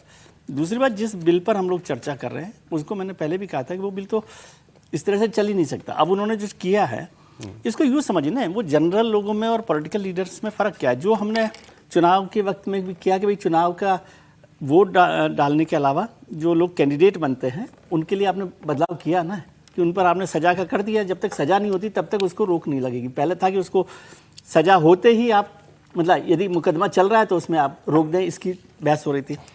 अब ये जो था कि आप बर्खास्त कर देंगे, ये तो पॉलिटिकल वेंडेटा का प्रश्न टूल बन सकता था पॉलिटिकल वेंडेटा का। और अभी जो कानून है, जैसे PMLA कानून है, PMLA कानून में तो 30 दिन की सजा किसी को भी मिल जाएगी, जेल हो जाएगी, क्या है, 30 दिन की जेल तो किसी को भी आप कहीं कर सकते हैं। यही तो विपक्ष का political- एतराज यही था कि तो वेंडेटा किया जाएगा और ये इससे। सबके लिए कोई भी सरकार होगी वो पॉलिटिकल वेंडेटा, लेकिन उसे बहुत डाइल्यूट कर दिया गया ओरिजिनल में। सर एक छोटा कमेंट, सर 3 खबरें तो बिल्कुल छोटा ही कमेंट है। SIR का ये जो फॉर्म है, मुझे लगता है इलेक्शन कमीशन ने बहुत दुरुस्त लाया है और ये होना चाहिए। इसके कारण कम से कम ये पता लग पाएगा कि इनके माँ बाप वाकई यहीं के हैं नहीं है, उससे घुसपैठियों को डिटेक्ट करने में आसानी होगी। मुझे लगता है कि संभवतः यही कारण रहा होगा कि SIR के डिटेल में माता पिता का भी SIR वैसे मुझे तो मतलब सर ने जो बात टेक्निकल पॉइंट उठाई है कि इसका Technical उनको point अधिकार अलग नहीं है बात वो इस रास्ते करे तो ठीक है, लेकिन अगर करते हैं तो मुझे भी इसमें प्रॉब्लम दिखाई नहीं दे रही। अगर पहले फर्स्ट टाइम जो आपने वोट बनवा रहा है अच्छा है तो उसके माता पिता की जानकारी मांगी जा रही है, तो क्या माता पिता की जानकारी हर जगह देनी पड़ती है? हर जगह आप अभी भी जो SIR करवा रहे हैं उसमें भी माता पिता की जानकारी दी जा रही है। ये भेज देना चाहिए रिकमेंडेशन। अगली खबर से थोड़ी हैरान करने वाली खबर मैंने पढ़ी, मैंने भी पहली बार पढ़ा तो मैंने कहा ऐसा कैसे हो सकता है। एक ऐसी खबर जिससे पूर्व प्रधानमंत्री मनमोहन सिंह की शख्सियत के बारे में कुछ दावा किया जा रहा है। आप ये इमेजिन कर सकते हैं, कल्पना कर सकते हैं कोई प्रधानमंत्री ये कहे कि मैं खुदकुशी कर लूंगा? सुनने में अटपटी बात है, लेकिन मनमोहन सिंह ने देश के प्रधानमंत्री रहते हुए ऐसा कहा, यह दावा कर रहे हैं पूर्व मुख्य चुनाव आयुक्त SY कुरैशी। SY कुरैशी ने एक किताब लिखी है और उस किताब में उन्होंने यह दावा किया है कि 2012 में उत्तर प्रदेश का इलेक्शन चल रहा था और उस दौरान सलमान खुर्शीद नेता थे, उन्होंने मुस्लिम आरक्षण को लेकर के कुछ वादा किया अपने कैंपेन में। उस पर बीजेपी ने ऐतराज किया, वो मामला यहां पहुंचा इनके पास, इन्होंने उस पर सख्ती की कि ये आप ये बात नहीं कह सकते। वो मामला था मुस्लिम आरक्षण 4.5% से बढ़ाकर 9% करने का। कहां 4.5% मिल रहा है उसके बारे में डिटेल नहीं है, लेकिन ये उन्होंने कहा कि इसके बाद हमने इस पर सख्ती की कि भाई ये तो आचार संहिता का उल्लंघन है। चुनाव आयोग ने सलमान खुर्शीद को फटकार लगाई, तो इसके बाद कांग्रेस के नेताओं ने चुनाव आयोग पर तोहमतें लगानी शुरू कर दी कि ये अहंकारी हो गए हैं, ये कौन होते हैं, ये बात ये करने वाले करें व्हाटएवर। ये जब वो चुनाव आयोग के बारे में कांग्रेस के लोगों ने ऐसा कहा तो SY कुरैशी जो चीफ इलेक्शन कमिश्नर थे, उन्होंने प्रधानमंत्री के प्रेस सचिव हरीश खरे से इसकी शिकायत की। हरीश खरे ने प्रधानमंत्री मनमोहन सिंह को बताया और अगले ही दिन SY कुरैशी को मनमोहन सिंह ने बुला लिया बात करने के लिए। कुरैशी जब PM हाउस पहुंचे तो मनमोहन सिंह दरवाजे पर उनका इंतजार कर रहे थे, ये भी दावा है किताब में। और तब मनमोहन सिंह ने उनसे कहा कि अगर आप मेरे बारे में ऐसा सोचते हैं तो मैं खुदकुशी कर लूंगा। कुरैशी लिखते हैं मैं सुनकर स्पीचलेस हो गया, कुछ बोल ही नहीं पाया। फिर उन्होंने मनमोहन सिंह को समझाया कि मैं ये कांग्रेस पार्टी के कुछ नेताओं की शिकायत कर रहा हूं आपसे, मैंने आपके व्यक्तिगत बारे में कुछ नहीं कहा। लेकिन मान लीजिए कहा भी होता तो आप मान सकते हैं कोई प्रधानमंत्री ये कहेगा अरे यार तुम मेरे बारे में ऐसा सोचते हो, मैं खुदकुशी कर लूंगा? प्रधानमंत्री, लेकिन ये किताब में लिखा गया है। वो भी मनमोहन सिंह जी, कोई भी सर, कोई भी आदमी कैसे कहेगा ये बात? जी नहीं, मुझे लगता है कि ये पूरा किताब को, अपनी किताब की कैसे चर्चा हो, कंट्रोवर्सी में आए, कैसे किताब बिके जाए, उसको लेकर ये पूरा झूठ का पुलिंदा है। जिस तरीके से उन्होंने कहा, क्या उस समय हरीश खरे वहां थे, जैसे लोग ये कह रहे हैं कि अब हरीश खरे बताएं कि ये बात सच है कि नहीं है। नहीं, अब वो ये कह रहे हैं, नहीं वो ये तो कह रहे हैं ना कि उनके और मनमोहन के बीच की बात है ना। उन्होंने ये तो नहीं कहा कि हरीश खरे वहां पर थे, हरीश खरे इस मामले में वहां उपस्थित थे। हरीश खरे कमेंट तो करना चाहिए। वो व्यक्ति, हरीश खरे तो कह देंगे मैंने मुलाकात करा दी थी, अंदर क्या बात है दोनों के बीच नहीं मालूम बात कर रहे हैं कि जब प्राइम मिनिस्टर दो के बीच में हुए, हरीश खरे उसके बारे में कह नहीं सकते, नंबर 1। और अब जो व्यक्ति चला गया इस दुनिया से, उसके बारे में आप कुछ भी कह रहे हो कि व्यक्ति कहने की स्थिति में नहीं है कि नहीं मैंने कहा था कि नहीं कहा था। ये सीधा सीधा आपने किताब बेचने को तरीका है, मार्केटिंग का तरीका है। ये पूरा झूठ का पुलिंदा है और झूठ है, आप मानते हैं? ऐसा कुछ ऐसा नहीं हो सकता। ये त्रिपाठी जी बोलिए। नहीं कह सकते। पता नहीं ये अधिकारियों की बीमारी उम्र के साथ कितनी बढ़ती जाती है। सारी जिंदगी ये लाइमलाइट में रहते हैं, पावर में रहते हैं, और SY कुरैशी भी उसी सिंड्रोम का शिकार लग रहे हैं। किसी चीफ इलेक्शन कमिश्नर के लिए वो प्रधानमंत्री दरवाजे पे इंतजार करता हुआ मिलेगा? मतलब कोई भी बात उनकी, वो कहीं से भी, क्योंकि पुस्तक मैंने नहीं पढ़ी है, लेकिन जो अभी सुना मैंने और जो दिख रहा है उसके छोटे छोटे हिस्से, ये SY कुरैशी का चर्चा में बने रहना एक विषय, एक बात है। प्रासंगिक हूं मैं, मेरी भूमिका क्या थी और मेरी भूमिका क्या हो सकती है, ये बताने जताने की कोशिश भर है। और एक और कोशिश वो खतरनाक है, आप एक प्रधानमंत्री को इतना असहाय दिखा रहे हैं। सर जो भी हो, लेकिन आप उनकी बात को ऐसे कैसे खारिज कर सकते हैं? एक बड़े सीनियर नौकरशाह रहे हैं, अब वो बिल्कुल कल्पना से कोई झूठ बोल देंगे, ऐसा भी मानना मुश्किल है ना। मतलब फिर वही बात है, कोई भी कहानी लिख देंगे तो इसलिए वो नौकरशाह रहे हैं इसलिए हम मान लें। मैं इसीलिए तो कह रहा हूं, खारिज, मैं कह रहा हूं उसको झूठ कैसे कह सकते हैं हम? नहीं, उसको सच कैसे मान ले? कोई तो तार ठीक है, जोड़ना चाहिए ना। इसलिए तो कह रहे हैं कि भाई कोई और आदमी बोले इस पे। जो आपने जो कहते हैं ना कि चेन ऑफ इवेंट जो है वो बता रही है कि ये चलिए, कहानी है। एक खबर आपको और बताता हूं, और इस पर भी हैरानी होगी, शायद ना भी हो प्रोफेसर साहब को। खबर देखिए अगले। इस पर एक्चुअली बीजेपी का भी रिएक्शन आ गया है। बीजेपी की तरफ से शाहनवाज हुसैन ने कहा कि मनमोहन सिंह कभी नहीं खुदकुशी जैसा शब्द इस्तेमाल नहीं कर सकते, तो बीजेपी ने भी रिएक्ट कर दिया। मैं खबर आपको अरविंद केजरीवाल से जुड़ी बताने वाला था। कांग्रेस पंजाब में अरविंद केजरीवाल से दो हाथ कर रही है। कांग्रेस के एक बड़े नेता और सुप्रीम कोर्ट के बहुत बड़े वकील अभिषेक मनु सिंघवी, ये केजरीवाल जी के भी मुकदमे लड़ते हैं ना, हाँ। तो ये केजरीवाल जी को बड़े अच्छे से जानते हैं। इन्होंने एक इंटरव्यू में केजरीवाल जी की बहुत तारीफ की। अब कांग्रेस के नेता हैं, केजरीवाल की तारीफ कर रहे हैं, तो खबर बन गई। अभिषेक मनु सिंघवी ने अरविंद केजरीवाल को बड़ा डायनेमिक और इंटेलिजेंट व्यक्ति बताया कि बहुत इंटेलिजेंट आदमी, बड़ा डायनेमिक लीडर है। फिर मनु सिंघवी आगे कहते हैं कि केजरीवाल जी जैसे इंटेलिजेंट नेता देश में बहुत कम है। उन्होंने अरविंद केजरीवाल की कम्युनिकेशन स्किल की तारीफ की। अभिषेक मनु सिंघवी के मुताबिक अरविंद केजरीवाल पेचीदा चीजों को बहुत सरल तरीके से जनता के सामने रखते हैं। मतलब राहुल गांधी से बड़ा नेता बता रहे हैं केजरीवाल। कांग्रेस को यह बात चुभेगी कि अभिषेक मनु सिंघवी ने अरविंद केजरीवाल को यह भी कहा कि इस आदमी का भविष्य बहुत अच्छा है, यह राजनीति की लंबी दौड़ का घोड़ा है, यह भी अभिषेक मनु सिंघवी ने कहा। तो अब तो कलेजे पर जो हो रहा हो बीत रहा हो, मैं नहीं जानता कांग्रेस के नेता। नहीं, मुझे लगता है कि कांग्रेस को इसमें भविष्य दिख रहा हो। कांग्रेस अध्यक्ष बना देना चाहिए अरविंद केजरीवाल को। बोले आम आदमी पार्टी डिसॉल्व कीजिए और आकर के भाई इंटेलिजेंट। खबर मजेदार है ना सर, ये बताइए पहले। खबर तो है कि पैसा वसूल वाला खबर है ये। नहीं, अच्छा, इसको मैं सीरियस नहीं, इसको अभिषेक मनु सिंघवी अरविंद केजरीवाल को मुकदमों में क्योंकि मदद करते हैं, तो उनको अच्छे से जानते हैं, और उन्होंने उनको पर्सनली जैसा पाया वो उन्होंने बता दिया। देखिए, राहुल जी को नहीं जानते, तो राहुल जी की कम तारीफ करते हैं क्या वो? नहीं, दोनों की तारीफ करते हैं। राज्यसभा किसने आप ऐसा कहने कि दोनों की एक साथ तारीफ नहीं हो सकती? सर राज्यसभा किसने भेजा? कांग्रेस ने भेजा केजरीवाल ने उनको? राज्यसभा तो कांग्रेस ने भेजा तेलंगाना से आपको। नहीं, लेकिन आप इसको अदरवाइज क्यों ले रहे हैं? उन्होंने कांग्रेस के नेता होते हुए अगर अरविंद केजरीवाल की तारीफ कर दी तो प्रॉब्लम क्या है? मुझे तो बिल्कुल ही अच्छा लग रहा है। हाँ, मुझे बिल्कुल अच्छा लग रहा है भाई।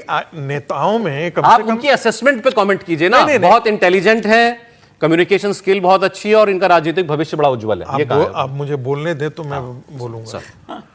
मैं भी मानता हूं कि अरविंद केजरीवाल बहुत ही इंटेलिजेंट नेता है, और ऐसा मैं इस आधार पर कह रहा हूं कि इस देश में जितने भी बड़े मूवमेंट हुए उसमें सब में संघ परिवार का हाथ रहा है। बड़े जितने में आप काउ स्लॉटर के अगेंस्ट का मूवमेंट, आप पहला मूवमेंट आप ले लीजिए, जेपी मूवमेंट दूसरा मूवमेंट ले लीजिए, तीसरा मूवमेंट जो है वो विश्वनाथ प्रताप की, तीनों मूवमेंट जो है, और चौथा मूवमेंट, और तीनों में संघ परिवार ने, भारतीय जनता पार्टी हो या भारतीय जनसंघ के समय हो, तीनों में भारतीय जनता पार्टी ने उसका फायदा उठाया। ये पहला मूवमेंट था जिसमें कड़ाही में जलेबी तो छाना संघ परिवार ने, चाय भी, चाय व्यवस्था सब बहुत अच्छा असेसमेंट और पूरे नेतृत्व लेकर के उड़ सर। एक चीज और, अरविंद केजरीवाल क्या नहीं कर सकते अभिषेक मनु सिंघवी ऐसी तारीफ? इस आदमी का मैं तो मानता हूं कि बहुत इंटेलिजेंट। एक जनरल बिहेवियर के तौर पर उन्होंने तारीफ की होगी, और किस रेफरेंस में वहां पर बात हो रही है मुझे नहीं पता। ठीक है, उसमें कोई ऐसी बात नहीं है, और मैं प्रोफेसर साहब की बात से भी पूरी तरह से सहमत हूं कि उनको कम्युनिकेशन स्किल में तो देखिए अरविंद केजरीवाल ने ये सारा का सारा काम है ही उनका, और इंटेलिजेंट के लिए उन्होंने उदाहरण दे दिया कि भाई क्या हुआ था। तो उनका भविष्य उज्जवल है फिर, मतलब है नहीं, मैं तो ये सोच रहा हूँ कि अभी तो कोई ऐसा राज्यसभा वगैरह कुछ मसला भी नहीं है। अरे कोई जनरल रेफरेंस में तारीफ करने में क्या आपको आपत्ति हो? नहीं, मैं तो भाई देखिए, फिर वही बात है, आप लोगों को सामान्य लग रहा है, मैं तो सचमुच नहीं समझ पा रहा हूँ कि अरविंद केजरीवाल की प्रशंसा इस वक्त कोई भी कांग्रेस का नेता कैसे कर सकता है। पंजाब में आप चुनाव में जा रहे हैं, दिल्ली में आप एक दूसरे से अलग हो चुके हैं, एक दूसरे के खिलाफ, जिस तरह, मैं इसमें नहीं कह रहा हूं, लेकिन जब वो कहते हैं सरल तरीके से रख देते हैं, तो फिर सवाल वही आएगा, राहुल जी क्या कठिन तरीके से रखते हैं? चलिए ठीक है, अच्छा ठीक। तो बहुत धन्यवाद सर। कहानी कुर्सी की में समय इतना ही है। बहुत शुक्रिया हर्षवर्धन जी, विजय जी, प्रोफेसर साहब, समीर जी, बहुत शुक्रिया। आपका कल फिर मिलेंगे 1 बजे।